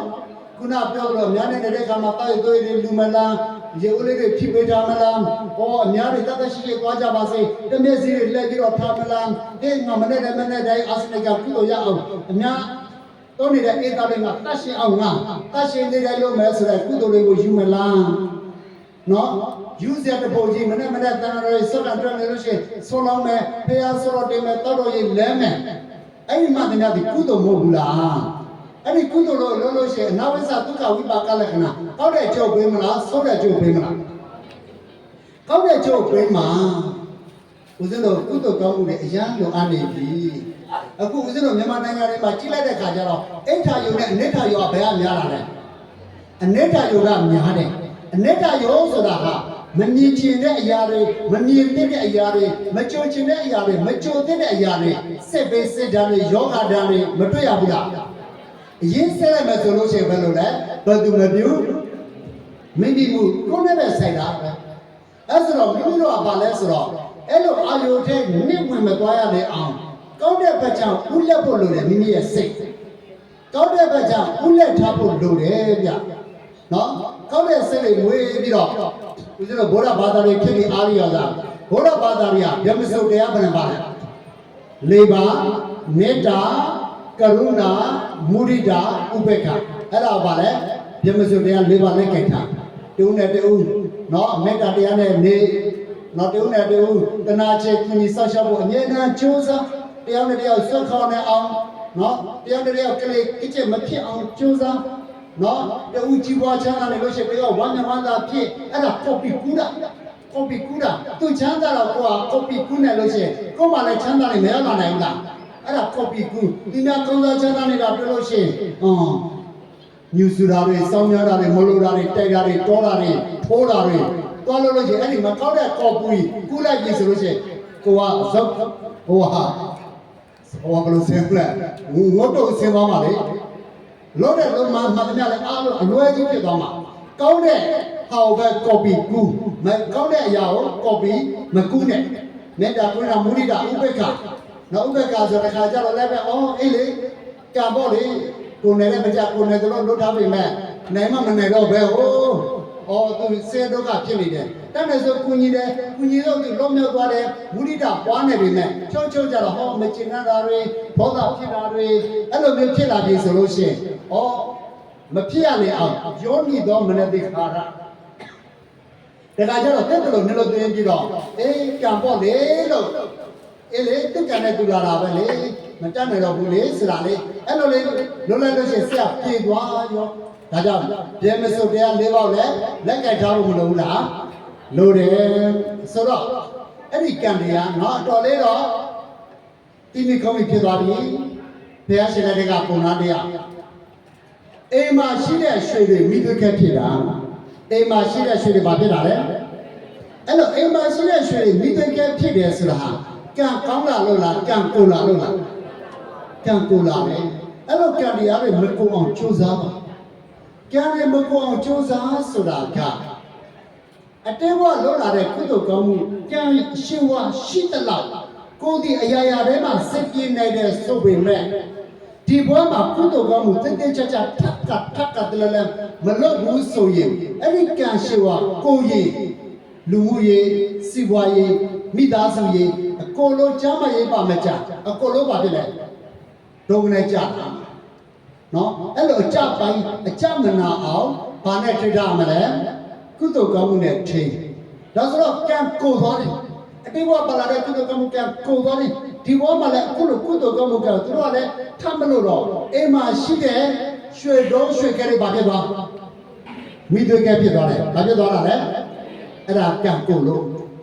တကယ်အဲ့ဒါတို့မြန်မာပြည်မှာအိမ်တွေတော်တော်များများကံတွေတက်လာသလားကားတွေကိုသလားပြောလို့တော့မရဘူးကဲအိမ်တွေမီးမလောက်ခံဘူးလားအိမ်တွေမီးမလျှော့ခံဘူးလား ကံကောင်းလို့လားကံကိုလို့လားကံကိုကတနည်းတစ်ပုံနဲ့ရေကိုရေဆိုင်ရတယ်နော်ကံကိုရေကိုရေဆိုင်ရတယ်ဩဦးဇင်းတို့ဒီလိုလေးကဘာလဲဆိုမြင်မြင်လို့နေကောတော်ရုပ်တစ်လျှောက်သွားကြဘယ်သူမှမသွားရင်ဘူးတက်ပွဲဖြစ်နေလို့တက်ပွဲဖြစ်နေတော့အဲ့ဒါနဲ့တွင်ရင်းနဲ့အဲ့ဒါစကိုင်းတော်ရုပ်ရောက်တော့ပြောပြကြတယ်ရှင်ပြရေးတဲ့ဟိုမှာဖူကြီးလေး၃ပါးသူတို့ရရမှာတိုက်ပွဲရဖြစ်နေလေတော့ဟင်းလက်ဘေးကိုကြည်ရခဏကြလက်နဲ့ကြည်ရခဏကြတို့ကတော့ဒီကြည်သေးနေမယ်မြောက်စာကြည့်ပြီးတော့တေဖို့ကများတယ်ဟေးလားစကိုင်းမေကောတော်ရုပ်သွားပြီးတော့ခုထဲမှာတရားလေးပါလေတော့မှကြအောင်ဆိုပြီးတော့စကိုင်းတရုပ်လာပြီးတော့ခုထဲမှာတရားမှတ်ရင်တန်လာနဲ့ဘာဖြစ်လဲမြင်လေလို့တာမြင်လေလို့ခုချိန်ဒီအလားမဖော်နိုင်ဘူးကြည်ဆောင်ကြောက်ပါတယ်ဆိုပေမဲ့ဗာတဲ့သွားပြလိုက်ငွေနဲ့လာတွေ့တာအဲ့ဒါကဘာလဲဆိုတော့ကံကိုတာဘာကိုတာလဲအဲ့ဆိုသူနေချေကြရင်ကိုဒီဘက်ကနဲ့သိမယ်ဆိုတာကိုလွတ်လာတဲ့အတိုင်းပဲဖြစ်တယ်ကိုလွတ်လာတဲ့အတိုင်းပဲဖြစ်တယ်ပြောလို့တော့မရဘူးဒါကြောင့်အရှင်မြတ်တွေကိတကုလက်လည်တဲ့အခါမှာလမ်းကိတကုမှာဘာတွေးခဲ့တယ်လဲဆိုတော့သင်္ဘောနဲ့သွားတဲ့အခါမှာသင်္ဘောတုတ်ကနေရသွားတယ်အေးလေတကြီးကတော့ကဟေးတို့လေမှာသူရုပ်ပါတယ်မဆွဲဆန်းဆိုတော့သုံးချက်သုံးကတက်တဲ့ဆိုတဲ့လေတကြီးကတော့ပဲကြားတယ်အဲ့ဒါနဲ့လေတကြီးကတော့လေတကြီးကအေးငါမိမရဲ့လို့ဘယ်သူမှမတန်နာပါနဲ့တဲ့ငါမျက်နှာလည်းမဖောက်ပါနဲ့တဲ့ရေထဲသာပစ်ချပါတော့တဲ့ဒီတဲ့ပေါ်လုံးမြေတော်လည်းမကြည့်ရပါဘူးတဲ့ခြေတော်မှာတက်အိုးဆွဲပြီးတော့ကပစ်ချလိုက်တော့ဆိုတက်အိုးဆွဲပြီးတော့ပစ်ချလိုက်တော့မြုပ်ခြေတော်မှာသိအဲ့ဒီဖြစ်เสียတခုတနည်းအားသွားတဲ့အခါကျတော့ကြီးမြတ်တယ်ကောင်လားကောင်းကင်လမ်းကဖြတ်ဆက်လာတဲ့အခါမှာအောက်မှာမိလောင်နဲ့တရော့ခွေရမိလာပြီးတော့တဲ့ရင်းနဲ့ကြီးလက်ပဲကြီးရဲ့လက်ပဲသွားဆုံပြီးတော့မိလာပြီးတော့ပြုတ်ကျသေးဖြစ်เสียတခုနောက်တစ်ခုကပါလဲဆိုတော့ဒီသွားရင်းနဲ့ခုထဲမှာရာခုနှစ်ပေါ့ပြိမိတယ်ရောသားတွေဆွဲဖွင့်တယ်မရဘူးခုနှစ်ရက်ကြာရောလို့ပြောဆိုပြတ်သွားပြီးတော့ရှင်မြတ်ခုနှစ်ပါပြန်တော့သွားတယ်ဆိုတဲ့ဖြစ်စေကတခုဘယ်နှခုလဲပထမဖြစ်စေတစ်ခုမှာကဘုရားရှင်ကိုရှောက်တဲ့အခါဘုရားရှင်အော်တဲ့အတိတ်ဘဝကဒီမျိုးသမီးဟာတဲ့ခွေးတဲ့ကောင်ပေါ်မှာသူလုံးလာခဲ့တဲ့မှုကိစ္စတစ်ခုရှိတယ်သူကအပြင်ထွက်လို့ရှိရင်ခွေးတဲ့ကောင်လိုက်တော့လူတွေကခွေးမုတ်ဆိုးလာပြီးတော့စားကြနောက်ကြတော့သူကရှက်အားကြီးလာတဲ့အခါမှာဟာတော်တော်ရှက်ခွဲတဲ့ခွေးပဲဆိုပြီးတော့အဲ့ဒီခွေးရဲ့ခြေတော်မှာကြောက်တော်ဆွဲပြီးတော့အဲ့ဒီရေချောင်းတဲ့ကန်ချတယ်ခွေးသိတယ်ဒါကြောင့်သတိတာပါကံစနစ်ကြီးဘာမှဆိုကိုလုံးလာတဲ့အတိုက်တာကျိုးပေးတယ်နောက်ဆိုဒီလိုလုံးလိုက်တဲ့အတွက်ကြောင့်ဒီဘောမှာပါလဲတက်အိုးဆွဲပြီးတော့ခြေတဲ့ပိတ်ချက်ခံရတယ်ဒါဆိုရင်ပါလဲဘယ်သူမပြုမိမိမူ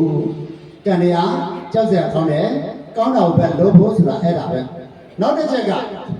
ဒုတိယကပါလဲဘာကောင်းလဲကြည်ကံပါလဲကြည်ကံတဲ့ကောင်ကြတော့အော်သူကအတိတ်ဘောကနွားတွေထိချောင်းပြီးတော့လက်မောင်းလာတဲ့အခါကျနွားရှစ်ဆက်မသွားဘူးပိတ်ကလုံးနေတဲ့အခါမှာစိတ်တူတဲ့အခါမှာသူရဲ့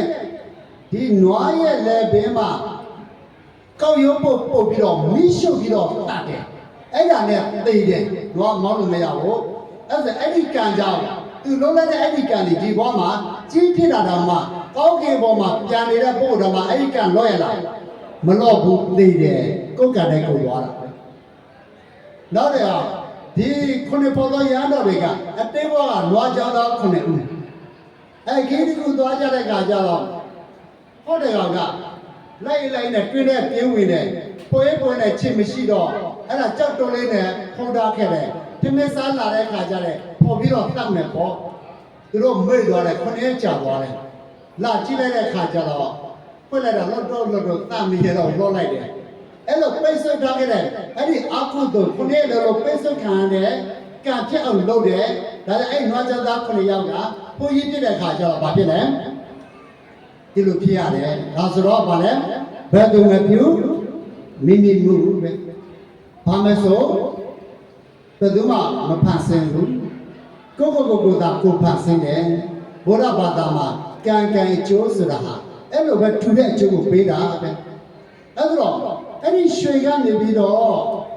မိသွေးကဖြစ်သွားတော့အဲ့ဒါနဲ့တငယ်ချင်းတွေမေးတော့တငယ်ချင်းတွေကအေးတဲ့ဒါဆိုရင်တဲ့အဲ့ဒီမိသွေးခဲတွေကိုအိမ်ရှိကွင်းပြင်မှာခြာရောက်ကြည့်ဘုံကံရှိတဲ့ပုဂ္ဂိုလ်ကမိသွေးခဲကိုရွှေလို့မြင်မယ်ဘုံကံမရှိတဲ့ပုဂ္ဂိုလ်ကမိသွေးခဲကိုမိသွေးခဲလို့ပဲမြင်မယ်မိသွေးခဲရွှေလို့မြင်ရင်ယောက်ျားလေးမြင်ရင်ခင်ဗျာသမီးနဲ့လက်ထပ်ပေးမျိုးသမီးမြင်ရင်ခင်ဗျာသားနဲ့လက်ထပ်ပေးဆလိုတာကတခါတည်းကျတော့ကိုယ်ကံမကောင်းရင်ဘယ်သူကံယူလဲသူများကံယူတယ်အပြိုကြီးတွေကံမကောင်းဘူးငုတ်တော့ယောက်ျားလည်းရရောအဲ့ဒီယောက်ျားရဲ့ကံကြောင့်အားလုံးโอเคသွားတယ်စွတ်ပြေသွားတယ်လို့ရှိတဲ့အရာအပြန်စားလန့်ထွက်တဲ့အောင်နော်ဘာမစိုးတော့ဖြိုးနိုင်တယ်အဲ့ဒါဘယ်သူရဲ့ကံယောက်ျားရဲ့ကံနော်ပြိုကြီးတွေယူလားပြိုကြီးတွေယူရလားမယူလားနော်တို့ပြင်းပြိုကြီးငုတ်တော့ကံမကောင်းဘူးနော်မဲမလည်းရရောအဲ့ဒီမိမရဲ့ကံကြောင့်စီးပွားရေးစသရဆင်ပြေသွားတယ်အဲ့ဒါမိမရဲ့ကံတခါကျတော့သူတို့ဇနီးမနာဘာပဲလို့လို့မြအစမပြေဘူးဘာမှစမပြေဘူးဘောကံကြီးမားတဲ့သားလေးတစ်ယောက်တမီးလေးတစ်ယောက်ပရိသတ်တွေလာတိလိုက်တာနဲ့စီးပွားရေးပြုတ်တက်သွားတာဝိဒါတိုက်ရပေးတာသူကတိုက်ရလာတော့လို့ကြရတယ်နော်အဲ့ဒါကြတော့သားသမီးရဲ့ကံပဲဒါကြောင့်ခုနကမိုင်းကြီးကတာမီ3ယောက်ပဲမွေးတော်မယ်ဟဲ့တာမီများရဲ့ကံများတဲ့တာမီနဲ့ကံနေတဲ့တာမီဆရာမွေးစမပဇာ10ပေါက်လုံးမလက်က20ရော့တာကြီးကိုရီးယားသွားဂျပန်သွားနော်ထိုင်သွားထိုင်ဝါသွားစင်ကာပူသွားမိဘအိမ်မှာထိုင်သေးပေါ့နော်အဲ့လိုမျိုးတာမီများရဲ့ပါလေကံများတာပဲအဲ့ဆိုတော့ခုနကအဲ့လိုအိရှိကိမှာခြားရောက်ကြည့်လိုက်တဲ့အခါမှာဒီဘာဘာကြီးရှင်တဲ့ဒီရွှေတွေကိုမိတကယ်ရောက်နေတော့အန်လည်းများလိုက်တာမသိတော့ပါဘူးတဲ့ဗမာလက်သမီးကြိုက်ကြည့်လိုက်တဲ့အခါမှာမိတကယ်တွေဘာဖြစ်သွားလဲ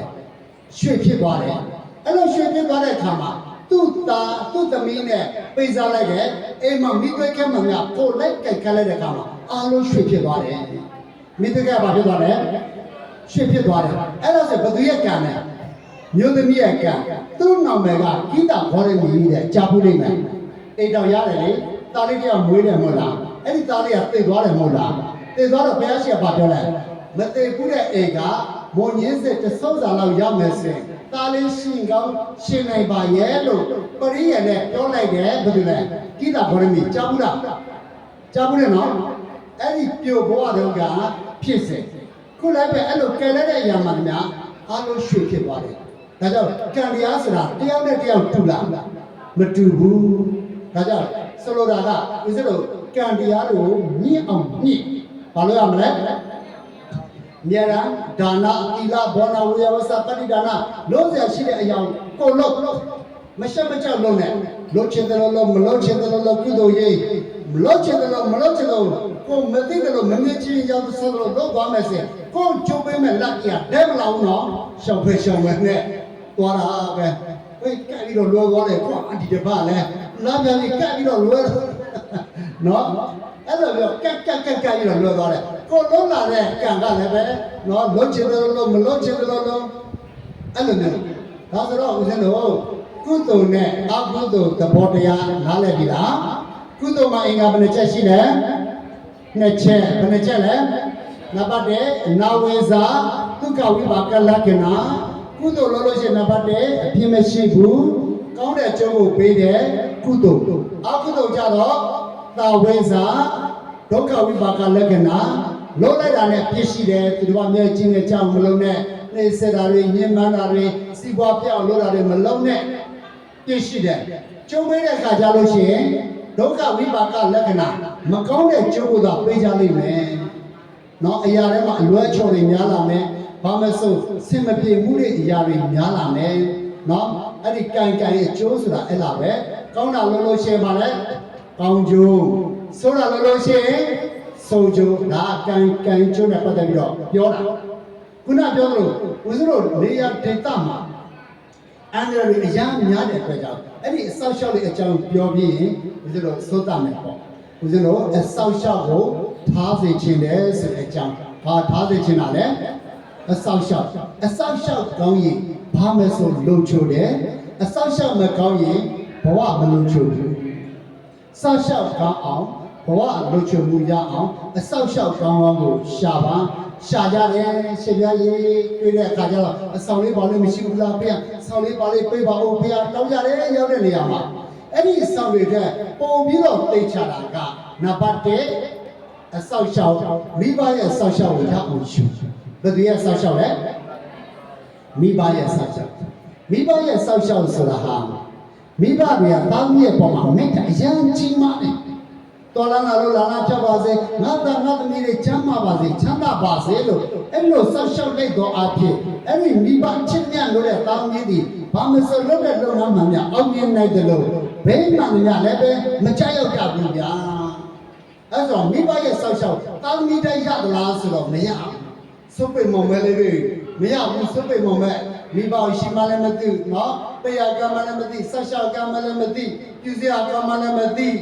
ဆိုလို့ရှိရင်နောက်တဲ့မှာဗေဇာတော့တောက်စားမှုရာကပြဿနာရှာအိုးဒီမိဘရဲ့ခဏခဏဖြစ်ရှင်းရတိတ်ချင်းဆုံးနေမှရှိတာကောင်းဆုံးများများသွားဆိုတဲ့တောင်းမျိုးမိဘမေတ္တာရနိုင်လားမရဘူးအဲ့ဒီမိသားသမီးကဘယ်တော့မှမလို့ချို့ဘူးဗျမပိတ်နိုင်ဘူးဒါကြောင့်မိဘရဲ့ဆောက်ရှောက်လို့ရှိရင်မိဘရဲ့မေတ္တာလို့ရှိရင်မိဘကိုနော်ပြုစုစောင့်ရှောက်ပေးကံသဘောပေါက်လားအဲ့ဆိုရဘာမဲဆိုရတိုင်းမှာအဲ့ဒီပုဂ္ဂိုလ်ကအောင်မြင်တယ်ဦးဇင်းတို့ဒီဘောမဲလက်ထက်မင်းတို့မဲလက်ထက်ဒီဘောမဲလက်ထက်တည်းကဦးချင်းဆိုတဲ့တခါကြီးရှင်းတာကအမေတရားပဲရှိဖို့ရတယ်သူလက်ပြီးဖြော်တော်ဆက်ပါမလက်ပြီးဖြော်တော်ဆက်နော်ရုံပဲနတ်တော်သွားခစားတယ်လမ်းအမေရှိတယ်ကတော့တယ်ပြန်လာလက်တခါမေကတော့တယ်အေးပြန်တယ်အမေညနေနေအမေချက်ပိတ်သားရှောင်းမယ်အေးယူလာတယ်ညကစိတ်ထားတယ်မနေ့ဆိုလို့ရှိရင်အဲ့ဒါယူတယ်အောက်မှာကြီးတွေနေထိုင်တယ်အဲ့ဒီကြီးတွေကိုအဲ့ဒါယူပြီးတော့လေလန်းတယ်မွေးနာတာတွေနဲ့ထိုးပြီးတော့အဲ့ဒါတက်ခါလို့လုပ်ပြီးတော့လေတော့တဲ့ဘက်ပန်းစင်တယ်ပြီးမှနန်းတော်သွားတာမိဘရဲ့အငြင်းကျေးကိုသူကတိတ်ချာလှုပ်ထားတာနော်ထမီးရကြတဲ့အရာတွေဝေါ်စာကြတဲ့အရာတွေနဲ့စားပွေတာပေါ့အဆောင်ဆိုတာအဲ့ဒါပဲလေအဲ့ဒါတော့အမေအတွက်စားစရာကောင်းရပြီဆိုလို့ရှိရင်အမေကိုကိုယ်တည်းချက်ကျွေးတယ်ပြည့်စုံတယ်ဆောက်ရှောက်တယ်ဟာအဲ့ဒါကြောင့်လားမသိဘူး။ရာထူးကတက်နောက်လက်ပြီးကြတော့ဆက်မဟုတ်တော့ဘူးတန်တမစစ်တန်မနဲ့ရတကယ်တန်တမမှာကြီးစိုးတန်တမဥရောပနိုင်ငံတွေကိုရောက်တယ်နောက်နိုင်ငံတွေတော်တော်များရောက်တယ်ဒီအာရှနိုင်ငံအေရီးယားပါမကြနေရာတော်တော်များများရောက်ပြီးတော့အမတားမှာထင်ရှားကြော်ကြပြီးတော့ချမ်းသာတဲ့ပုဂ္ဂိုလ်ဦးချေဆိုတာတချိတ်ကထင်ရှားကြော်ကြခဲ့တယ်အဲ့ဒါဘာကံလဲဆိုတော့မိဘကိုပြုစုစောင့်ရှောက်တဲ့အခါကျတော့မိဘရဲ့မေတ္တာရတဲ့အတွက်ကြောင့်ကြည်ပွားလာတယ်ဒါကြောင့်အန္တရာယ်ကင်းတဲ့ဘေးရှင်းတဲ့အန္တရာယ်ကင်းဘေးရှင်းချတဲ့ဆိုရင်တပည့်ဆောက်ရှောက်ရအောင်ယူမိဘရဲ့ဆောက်ရှောက်ရအောင်ယူခြင်းနဲ့ဆိုရင်မိဘကိုလုံချွေးမွေးယူဆောက်ရှောက်ပါနော်နောက်တစ်ချက်ကဘယ်တူတရားမှနှောက်ယှက်ပေးလို့မရဘူးနော်နောက်တစ်ခုကပတ်ဝန်းကျင်ရဲ့ဆောက်ရှောက်ရအောင်ယူဘာဆောက်ရှောက်လဲပတ်ဝန်းကျင်ကောင်းအောင်လုပ်တယ်ပတ်ဝန်းကျင်ကကိုယ်မကြည်တော့ဘူးကိုယ်မနစ်ပြုတ်တော့ဘူးဆိုရင်ခုခေတ်မှာကစိတ်ကားလေးတစ်ခုံးပဲလေအကောင်ဒလန်မကြောက်ဘူးလားအောင်မလေးငါလည်းဆက်ကွဲလူမတာကြောက်တဲ့ဒလန်အဲ့ဆိုတော့ပတ်ဝန်းကျင်ကောင်းဖို့ဆိုတာကိုယ်ကကောင်းမှပတ်ဝန်းကျင်ကကောင်းမယ်လေနော်ပတ်ဝန်းကျင်သွားဖြန့်ချနေလို့ကောင်းကြကိုယ်ကောင်းတယ်လားဟောရိုက်စားဖြတ်စားလို့နေလို့ကိုယ်မကောင်းနိုင်ဘူးလေအဲ့ဒါအတူယူစေရအမရပူရမင်္ဂလာစတော်ဘုရားကြီးကပုံလေးဆိုတာရှိတယ်မနေ့တစ်ချိန်ညတစ်ချိန်ရွာရိုးလျှောက်တယ်ကြည်တယ်ဟဲ့မလို့ရဲ့မိတို့ရဲ့စားကြတောက်ကြရှိရလားအေးမရှိလားဆန်စီစားမျိုးချက်တော့အေးစေဝမရှိလားနေမကဲလားအားလုံးကိုယ်တာပြီးတဲ့ဘွဲကိုယ့်ရဲ့ရင်သေးသွားခဲ့တော့ပေါင်းချင်ကိုဆက်ဆံတယ်မင်းတို့တော့တာလည်းမရှိဘူးပေးတဲ့ကံတယ်လို့အဲ့ဒါလိုအဲ့ဒါလို့ခိရပြဲလာတယ်ခုလိုပဲစက်ကူမကူစားအရန်ကျစရာကောင်းတယ်နော်ခုလည်းစားလို့ကောင်းတော့နော်ကောင်းတဲ့ပုဂ္ဂိုလ်ကောင်းတယ်မကောင်းတဲ့ပုဂ္ဂိုလ်မကောင်းဘူးနော်ကိုမြင်ပါဒီမှာအဲ့ဆိုတော့အင်္ဂလိပ်ဝေဂျပန်ထွက် ဂျပန်ဝင်အင်္ဂလိပ်ထွက်ရွာမှာတစ်ထဲမှလည်းမနေနိုင်ဘူးအားလုံးထွက်ပြေးရတယ်လူကြတယ်တိုက်ကြတယ်ရွာချင်းချင်းအချင်းချင်းလည်းချတာပဲအခုလည်းချင်းချင်းမချဘူးလားပြေးကြဒီမှာတက်ကွဲရှိတယ်နော်တက်ကွဲနည်းနည်းရှောက်ပေးပြန်လာကြည့်ဘာမှမရှိတော့ဘူးအဲ့လိုမျိုးတွေကြီးပဲဟုတ်ပြအဲ့လိုဆိုတော့ရွာမှာတစ်ထဲမှမနေနိုင်ဒါပေမဲ့အဲ့ဒီအမရပူရမင်္ဂလာဆရာဖေးရဖိုလေးဆိုတဲ့ပုံကိုရွာနီးချွတ်ဆက်ကလူတွေကလာတယ်ပဝန်းကျင်အိမ်တွေကလာပြီးတော့ဦးလေးအန်ကယ်ခင်ဗျာဘယ်မှမသွားနဲ့နော်ခင်ဗျာရဲ့တက်တဲ့စီစဉ်ကိုကျွန်တော်တို့တောင်းထားကျွန်တော်တို့အားလုံးကောက်ွယ်ဆောက်ရှောက်မယ်ဆိုတော့ကောက်ွယ်ဆောက်ရှောက်သွားကြတာသူရဲ့စီစဉ်ဥစ္စာတရားတစ်ချက်မှမစိုးရဘူးကျန်တဲ့ပုံကိုလေးကပြက်စီးသွားတယ်သူပြက်စီးသလားဘာဖြစ်လို့လဲဆိုတော့ပဝန်းကျင်ဆောက်ရှောက်ရတယ်နောက်ဆက်ပဝန်းကျင်ဆောက်ရှောက်လုံးချင်းလဲဆိုဘာလို့ရမလဲပေကံစောကျဲဘာလို့ရမလဲကိုအင်းဒီနာချက်ပြေးပါကမ်းပါကျွေးပါမွေးပါမတရားမွေးနေပါနေပါညာနှမျောတောတူတာတွေမလုပ်နဲ့အဲ့ဆက်ပဝန်းကျင်ဆောက်ရှောက်မှုဂိယူဆိုင်မှုမရနိုင်ဘူးလားကဲဘယ်နှချက်ရပြီလဲနှစ်ချက်ရပြီနော်သိကြမှတ်ထားနော်ဆောက်ရှောက်ကောင်းကောင်းလေးတွေအကြောင်းပြောနေတာနံပါတ်3ပဝန်းကျင်ဆောက်ရှောက်ရပြီဆိုတဲ့အခါမှာယဟန်တန်ခါရဲ့ဆောက်ရှောက်ရအောင်ဘာဆောက်ရှောက်လဲယဟန်တန်ခါဘာဖြစ်လို့ယဟန်တန်ခါရဲ့ဆောက်ရှောက်ရအောင်ယူတယ်လဲဆိုတာယဟန်တန်ခါဆိုတာသရဏတရားရှိတယ်အချစ်တရားရှိတယ်တခါကျယဟန်တန်ခါတော်လို့ဆရာစိတ်ကားလေးတစ်ခွန်းအယံတတ်ဖို့ရှိတယ်။အော်ဒီကမလေးတို့ချမ်းသာပါစေချမ်းသာပါစေဆိုတဲ့အဲ့ဒီသရဏတရားတွေကြောင့်အဲ့ဒီကမတွေကကြာရောက်ဆက်ကြားရတာဘေးတွေကလည်းပဲကင်းနေတယ်လို့အရာထဲမှာလည်းအောင်မြင်မှုလမ်းကြောင်းပေါ်လဲရောက်နေတယ်။သရဏတရားရှိတယ်။နော်အဲ့ဒီသရဏတရားရှိတဲ့ပုဂ္ဂိုလ်ဘုမတိဗမတိကုကိကာလမှာပြမနေတာတွေလည်းရှိတယ်။အပြည့်ကများသလားဘာမဆိုကိုမတိကိုမပိုင်ဘာမှအပြစ်မမားဘူးတော့လုံလိမ့်မယ်ဦးဇင်းတို့ဘမောဆတော်ဖရာကြီးဆိုတာလေမဟာနာဥဒ္ဒရဆတော်ဖရာကိုတော့ပြန်တော်မူသွားပါပြီပြီးခဲ့တဲ့နေ့ကသူကျတော့ပဋ္ဌာန်းနဲ့အမြဲတမ်းရုပ်နေတော့နှုတ်ထွက်စကားအရန်အောင်တယ်ပြီးတယ်လို့ပြောတာပေါ့တခါကအနောက်နိုင်ငံရောက်သွားတယ်ဆတော်လိုက်ကြောကြတယ်မြန်မာတွေကတော့တည်းမှာမင်းသမီးလေးတယောက်ကဆတော်ဖရာနဲ့သမီးကြီးမှလွတ်လွတ်ဖို့လာတာတစ်နှစ်လောက်ရှိပြီတဲ့ခုချိန်ဒီလောကလည်းမရသေးဘူးတဲ့အဲ့သမီးကတကယ်လောလောချင်လို့လာတာလားအလောလောချင်လို့လာတာပေါ့ဒါဆိုရင်သမီးအလောရစေဗါလဲသမီးအလောရစေစကားလေးဒီတခေါင်းပဲ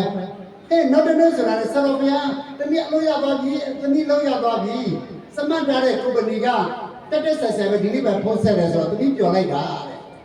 ရဟန်းတာရဲ့တခေါင်းပဲနော်အကြောင်းတရားတွေစမ်းကြည့်တယ်အဲ့ဒါနဲ့နောက်တစ်ယောက်လည်းပဲလာတယ်ဆိုတော့သမီးလည်းအလို့မရသေးဘူးဆိုတော့အဲ့တော့ဆိုသမီးလည်းအလို့ရစေအဲ့ဒီကမှလည်းအလို့ရသွားတာကဲအဲ့ဒါကဘာလဲဆိုတော့ယဟန်တန်ခါရဲ့အဆောက်အအုံရတယ်ဘာရဲ့အဆောက်အအုံလဲဒါဆိုယဟန်တန်ခါရဲ့အဆောက်အအုံလို့ရှိရင်ဒီတိုင်းတော့မရဘူးယဟန်တန်ခါရဲ့အဆောက်အအုံလို့ရှိရင်ယဟန်တန်ခါတော်တွေကိုအများအားတွေးဆိုပြီးတော့လူတန်းဒါနလုပ်တယ်တခါတလေမှကြားဖို့လာတယ်တနေ့ကြာလို့မှတစ်ခါတော့လာတယ်ဆိုရင်သိမမှတ်မိချင်ဘူးဟောတခါမှလည်းကျမ်းမာပဲချမ်းသာမှာပါစေသို့ဆက်တော့တတ်တော်ထဲမှာတော့ပါသွားတာပေါ့လေမေတ္တာတော့အဲဒီသူတည်းလည်းလာတယ်ခြေသားလူပေါ်တောက်ဖို့ဆိုလို့ရှိရင်အများအားကျောင်းဝိသကကျမ်းမာလို့ပေါ့နောက်တစ်တည်းတို့လို့ပေါ့အများအားလာနေတယ်ဆိုလို့ရှိရင်အော်ကျမ်းမာပါစေမေတ္တာပွားလဲကျမ်းမာပါစေချမ်းသာပါစေအဲ့ဒါလေးတွေကလည်းပဲတိုက်ဆိုင်မှုအများကြီးဖြစ်နေတယ်အဲ့ဒါတွေလည်းပဲပြီးတော့တတကားတွေလည်းအများကြီးရှိပါတယ်နော်ဒါကြောင့်ယဟန်တန်ခါရဲ့ဆောက်ရှောက်ရအောင်ယူဘာလို့ရမလဲယဟန်တန်ခါရဲ့ဆောက်ရှောက်ရအောင်ယူခြင်းနဲ့ဆိုဘာလို့ရမလဲယဟန်တန်ခါတော်တွေကိုတန်းနေဆိုဒါနလို့ဟုတ်ပြီနော်ဘယ်နှချက်ရရ၃ချက်ရရနံပါတ်၄နတ်ဒေဝတာရဲ့ဆောက်ရှောက်ရအောင်ယူဘာဆောက်ရှောက်လဲနတ်ဒေဝတာနတ်ဒေဝတာတွေဆိုတာလည်းပဲလူရဲ့မျက်စိတမန်မျက်စိနဲ့မမြင်ရပေမဲ့လည်းပဲသူတို့တွေကနီးမှရှိနေကြတယ်။ဘာမှဆိုသူတို့နဲ့ပုံသင်းလို့ရတယ်။လုပ်ဖို့လည်းလုပ်တယ်နော်။အဲဆိုတော့ဒီပါဠိတော်နေပြီးတော့တည်တံတဲ့ကာကြဘုရားမူလတန်တော်ပြတ်ပြီးတော့ဘုရားရှင်ကပြောတယ်။အော်ကြည်စံတဲ့နတ်တွေအရာသဘောကျနေကြတာပဲတဲ့။သူတို့နဲ့ဘာမှမတော်တဲ့ပုံကိုယ်တွေကသူတို့လိုတဲ့အရာကုသိုလ်ကောင်းမှုအမြတ်တမ်းရလိုက်တဲ့အတွက်ကြောင့်အဲ့ဒီလူသားတွေဆောက်ရှောက်ကြတယ်တဲ့။ဟောနတ်တွေကိုရဆောက်ရှောက်ရအောင်လုပ်ချင်တယ်ဆိုရင်ကုသိုလ်ကောင်းမှုပြု ပြုတ်ပြီးတိုင်းသူတို့ဘာလို့ရမလဲအမြတ်တာပေးဝေအဲ့ဒါဆိုလို့ရှိရင်နတ်ရဲ့ဆောက်ရှောက်ရတယ်နတ်ရဲ့ဆောက်ရှောက်ဦးဇင်းတို့ငါမျက်နှာဖျားဆိုတာမသိဘူးလားငါမျက်နှာလားဘယ်မျက်နှာရှိလဲကဦးဇင်းကဖျားကြီးကိုလိုပဲပြောတာပဲနော်ထားလိုက်ဆိုတော့အဲ့ဒီဆယ်တော်ကြီးစီသွားတော့ဦးဇင်းတို့ဒါလူကြီးတို့လည်းပါတယ်အဲ့ဒီငါမျက်နှာဖျားသွားတော့ဓာတ်တော်တွေသွားလူကြတာပေါ့ဆယ်တော်ကြီးကပြောတယ်တတိတော်လေးတဲ့အလုံးလုံးတဲ့ခါလေးလူတွေနဲ့လုံးမလုံးဘူးတဲ့နတ်တွေနဲ့ပဲအလုံးလုံးတယ်တဲ့တတိတော်ရှင်ပြတော်ရွှေတဲ့ကိုတလားတစ်ချိန်ရောက်တယ်တဲ့ရောက်ပြီးဆိုလို့ရှိရင်ဟေးအတင်နန်းတော့ငါဇရီတွက်ထမနာရှိတဲ့အတွက်ကြောင့်ဒီလအတွင်းမှာငါ့ကိုဓာတ်တော်တွေရောက်ပို့ပေးကြဒီလောက်ပဲပြောခဲ့ပါတယ်တဲ့အခုရှင်ပြတော်ဓာတ်တော်လာလို့လာပဲတဲ့အဲ့လိုမျိုးဘာမှဆိုသူဖြစ်ချင်တဲ့အရာတွေကိုနတ်တွေတိုက်တက်ခဲ့တယ်နတ်တွေကစီမံပေးသွားတယ်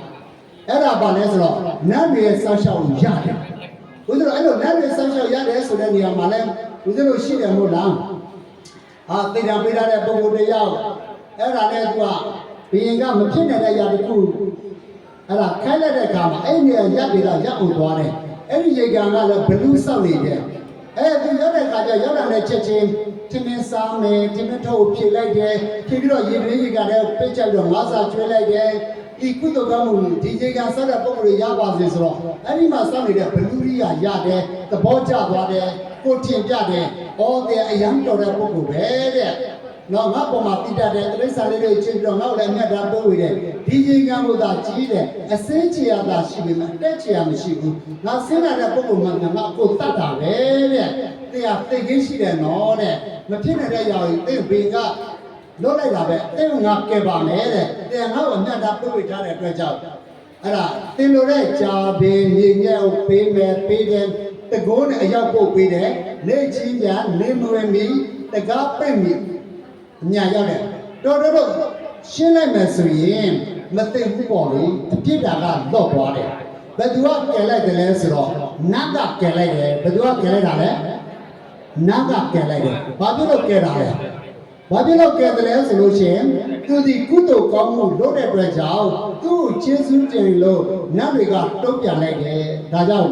နတ်တွေရဲ့ဆောက်ရှောက်ရသွားတယ်ဒါကြောင့်နတ်တွေရဲ့ဆောက်ရှောက်လို့ရှိရင်ဘာလုပ်ရမလဲကုသိုလ်ကောင်းမှုလုပ်ပြီးတိုင်းဘာလို့ရမလဲ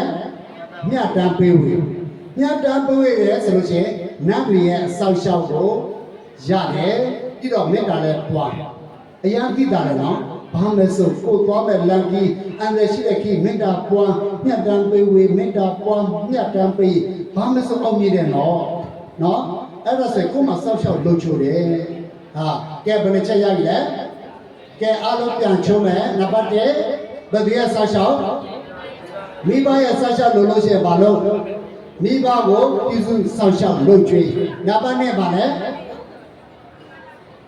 နံပါတ်2ဘာလဲဟမ်ပဝန်းကျင်ရဲ့ဆောက်ရှောက်လို့ရှိရင်ဘာလို့ပဝန်းကျင်ကိုပေးကမ်းစောင့်ခြင်းနံပါတ်3ရာတန်ခါရဲ့ဆောက်ရှောက်လို့ရဆိုလို့ရှိရင်ရာတန်ခါကိုဘာလဲလူတောင်ကလို့နံပါတ်4ဘာလဲဟမ်နတ်တွေရဲ့ဆောက်ရှောက်လို့ရှိရင်ဗာလဲနတ်တွေကိုအမြတ်တမ်းပေးဝေအဲ့ဒါဆိုလို့ရှိရင်သူတို့ကိုရဲ့ဆောက်ရှောက်ကိုရပါလိမ့်မယ်ဆိုတဲ့အကြောင်းပြောရင်းနဲ့ကဲဒီလောက်ဆိုရင်တော့တော်တော့ပြီပေါ့ဗျာကဲခုနကဦးဇင်းတို့ပြောပြီးသားတိုက်ပေါ့လေဒီဝါစုဥချိကကာလဒါဖြစ်တဲ့အတွက်ကြောင့်ဒီခင်ဘောကြီးဆက်ဦးတို့ဒီနေ့ကနေပြီးတော့ရှ िख ိုးကြတော့တာတွေအပြစ်များရှိခဲ့လို့ရှိရင်လည်းအဲ့ဒီပြည့်ရှိနေတဲ့၍ဘာမှလုပ်မဖြစ်ဘူးစင်မပြေဘူးစီးပွားရေးလူမှုရေးเนาะဒါကြောင့်ဒီအဲ့ဒီပြည့်ပြီးဒါခင်ဘောကြီးဆက်ဦးဆိုတာဘောကမှာရှိကြတယ်เนาะဘာလဲဆိုတော့ဘုရားရှိရဲ့ပစ္စေကဗုဒ္ဓရဲ့ဧကတာဝကမဟာတာဝကရဲ့ယဟန္တာရဲ့မိညဖရဲ့ဆရာသမားရဲ့တသိက်ကသီလသမารီပြည့်စုံတဲ့ပုဂ္ဂိုလ်ရဲ့ကိုယ်ဆုံးမတော်တဲ့ပုဂ္ဂိုလ်တွေကိုယ်တမင်တလို့ရတဲ့ဘုနော်ကိုယ်ကျေးဇူးပြုတဲ့ပုဂ္ဂိုလ်တွေမှန်တယ်များသည်အဲ့ဒါဘာတွေလဲဆိုလို့ရှိရင်ကိုယ့်ရဲ့ကျေးဇူးရှင်တွေဖြစ်ပါတယ်နော်ဒါကြောင့်အဲ့လိုကျေးဇူးရှင်တွေကိုပြည့်မမိပြီဆိုလို့ရှိရင်အဲ့ဒီပုဂ္ဂိုလ်တွေကဓာတ်ဆက်ပါဆိုတာသိပါတယ်ဓာတ်ဆက်ပါခုခဲ့တဲ့ယောဂါတွေစီးပွားကြတာလေအေးချမ်းမြေမီးလောင်တာတွေကဆန်နော် အခုဖြစ်နေတဲ့အရာတွေကတော့အကြောင်းမဲ့တော့မဟုတ်ဘူးเนาะအကြောင်းရှိတယ်အဲ့ဒါတွေကပြဿနာတစ်ခုပြီးတစ်ခုဘေးကတစ်ခုပြီးတစ်ခုဖြစ်လာတယ်ဒါကြောင့်တို့ကဗုဒ္ဓဘာသာဖြစ်ပြီးအားရရောက်စွာဗုဒ္ဓဘာသာခုလိုဝါဆိုတဲ့ကြောက်ဆိုလို့ရှိရင်เนาะဒါရိုးရရေကျင်းမှု delay အရာဒီလိုရှိခိုးကြတယ်ကြောကြတယ်တောင်းပန်ကြတယ်ဆိုတဲ့လေးထောက်လည်းပဲကိုယ့်နေရာကိုယ့်ဒေသမှာသွားနိုင်ပေမဲ့တို့အဝေးကနေပြီးတော့အဲ့ဒီကိစ္စကိုငါဒီနေ့ဒီချိန်ဒီလိုလေးတောင်းပန်ကြောကြအောင်ဆိုတာလေးเนาะအဲ့လိုလက်ကိုချီပြီးတော့လက်ဆူအောင်အရှင်ဖယားနော်ယောက်ျားလေးဆက်ဆက်ထိုင်လိုက်နော်ယောက်ျားလေးတွေဆက်ထိုင်နော်ဒါကြကြနာနာဒီတကယ်ကိုခရုကရဝတကိစ္စငါအဝေးရအမြင်မရှိကြတဲ့မိဘတွေဒီကိုမောင်နှမတွေနော်ဆက်သမားတွေကိုနော်ကဲလက်ဆူအရှင်ဖယားဖယားတို့သည်သန္တရာအစပြုယနေ့တိုင်အောင်ဘုကျေစုကြီးမားကြဖို့သောမြတ်စွာဘုရားရှင်ကိုတော်မြတ်ကြီးတို့ပေါ်၌၎င်းဘုကျေစုကြီးမားကြဖို့သောပစ္စေကဗုဒ္ဓအရှင်မြတ်ကြီးတို့ပေါ်၌၎င်းဘုကျေစုကြီးမားကြဖို့သောဧကတဝကမဟာတဝကယန္တာအရှင်မြတ်ကြီးတို့ပေါ်၌၎င်းကိုကျေးဇူးကြီးမားကြဖို့သောယန္တာအရှင်မြတ်ကြီးတို့ပေါ်၌၎င်းကိုကျေးဇူးကြီးမားကြဖို့သောမိခင်ဖခင်တို့ပေါ်၌၎င်းကိုကျေးဇူးကြီးမားကြဖို့သောလေမာစေယံကျိုးကြောင့်ပြ၍ဆုံးမတတ်သောဆရာသမားတွေပေါ်၌၎င်းကိုကျေးဇူးကြီးမားကြဖို့သောသီလကိုသမာဓိကိုပညာကိုစိတ်ဝိဖြစ်ခြင်းရှိကြဖို့သောလူပုဂ္ဂိုလ်ယဟန်ပုဂ္ဂိုလ်အရိယာပုဂ္ဂိုလ်မိမိတဲ့သိက္ခာအရွယ်ကြီးမားကြဖို့သောပုဂ္ဂိုလ်တို့ပေါ်၌၎င်းဘုကြီးမားကြဖို့သောတရားဓမ္မတို့ကိုဟောပြောပြတာဆုံးမတတ်သော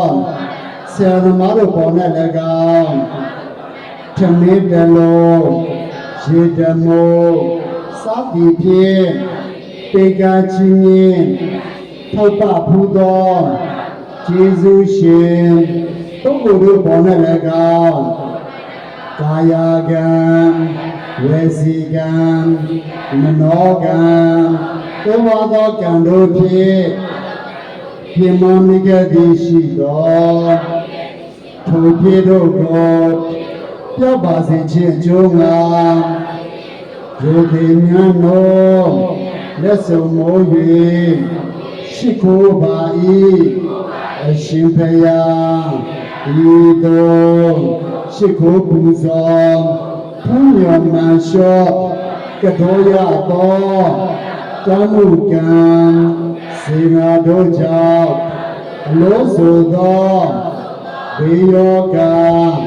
အန္တရာယ်ပေါင်းတို့မှကင်းဝေးပြီးလည်းမြတ်စွာဘုရားရှင်ဟောကြားတော်မူသောသစ္စာ၄ပါးမြတ်တရားကိုကောင်းစွာသိမြင်၍နိဗ္ဗာန်သို့ဝင်နိုင်သောကိုဖြစ်ရပါစေသာအရှင်ဘုရားအလို့ဆိုသောလောကီမင်္ဂလာအဖျားဖျားတို့သည်စိတ်ကြံတိုင်းကောင်းတာတိုင်းဝေကူလင်းမြန်စွာပြီးဆိုရ၍နှလုံးစိတ်ဝမ်းအိမ်ချရပါစေသာအရှင်ဘုရားတုံးကြည့်ပြီးချက်ပြကြအောင်နော်ကဲလက်လေးချီမယ်ဒီမှာကြီးစက်ခွက်ခဲ့တာပေါ့ကဲဦးလေးချီလိုက် အရှင်ဖေယံဖျားတပိတော်တို့သည်ဝါစုကာလအခြေကာကာလကာမယတွင်အရှင်မြတ်တို့အားစွမ်းသင်္ကန်းအစာရှိသောလူဒန်းဖွယ်ရာ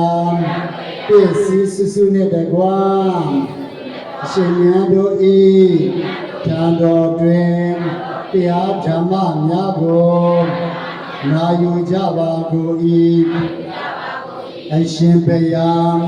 ဘုရားတပည့်တော်တို့သည်ဤကုသိုလ်ပြုပွဲကိုအကြောင်းပြု၍ဒါနကုသိုလ်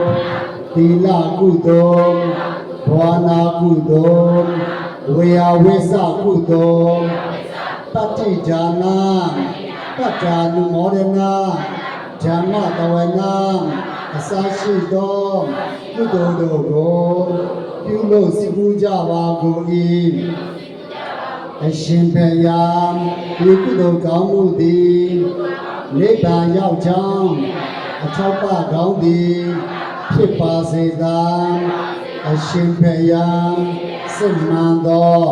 အမျိုးဘာသာသာသနာတော်အားသူဤထောက်ပံ့ချင်းရောက်နိုင်ရန်ဒီတစ်ပါးတို့ထက်တာမွန်သောစိစေဥစ္စာချွေရပရိသတ်တကောအာနာအရှိအဝါမြတ်ပညာတို့နှင့်ပြည့်စုံရပါလို၏အရှင်ဘုရားဤကုသိုလ်ရှိဝါကြောင့်ဘုရားတပည့်တော်တို့တည်းကွာမိသားစုအားလုံးရွာသူရွာသားမြို့သူမြို့သားကဘာသူကဘာသားအားလုံးတို့သည်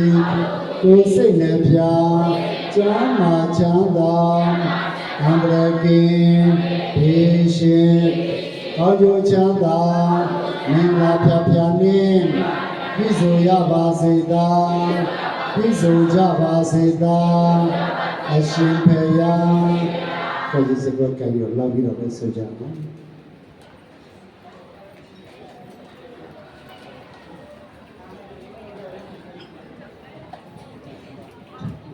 ကဲရောင်းရအောင်ယနေ့ယခုပြုလုပ်ရသောကုသိုလ်ကောင်းမှုတို့၏အဖို့ဘာကကိုစောင့်နာကျောင်းစောင့်နာဓမ္မယုံစောင့်နာဤဝေးစောင့်နာဆက်ယုံစောင့်နာမျိုးစောင့်နာနယ်စောင့်နာအာဂတဆုံးဘုံမဲ့ဆုံးရုပ်ခဲ့ဆုံးအစာရှိသောနတ်ပေါင်းတော်၎င်းတရားမင်းယမမင်းနဂါမင်းတို့၎င်းရတဲ့မျက်နှာ၌စောက်ရှောက်ကြဖို့သောနတ်ပေါင်းတော်၎င်းဖျားတပည့်တော်တို့၏တွာလာရာရံခဲ့၏အလို့လို့ရာနေရာဌာနတို့၌ရှိကြကုန်သောနတ်လူများစွာပုဂ္ဂိုလ်တ attva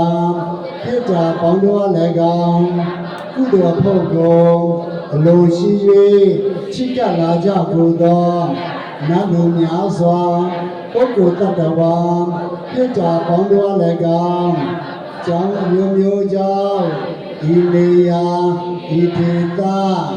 ဤရပ်ကွက်ဤနေရာတွင်ဘောဓဘာကိုလာသွားကြကုန်သောမနာပြည်သူပြည်သားအပေါင်းတော်၎င်းအထူးအားဖြင့်ဒီခုဘဝမှာစာ၍ဘဝဆက်ဆက်ကတော်ဆက်ခဲ့ဘူးသောမိဘဘုရားဆရာသမားဆွေမျိုးညာတိဒီကုံမနမမိစေတနာပေါင်းတို့အား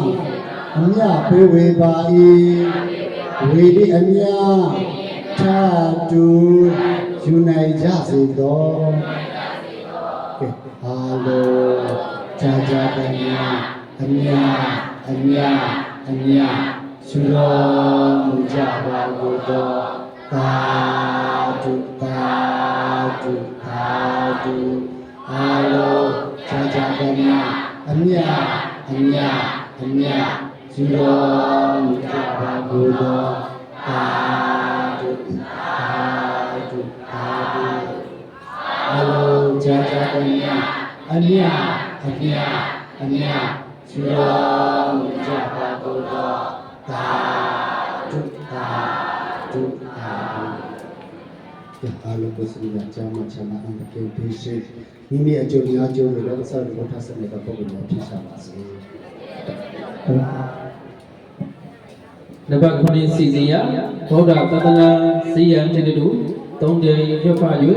အခမ်းအနားအောင်မြင်စွာဖြည့်ဆောင်ကြောင်းကြီးညာရန်ဖြစ်ပါတဲ့အရှင်မြတ်ဗျာဗုဒ္ဓသတ္တနာစီယံတတူဗုဒ္ဓသတ္တနာစီယံတတူဗုဒ္ဓသတ္တနာစီယံတတူ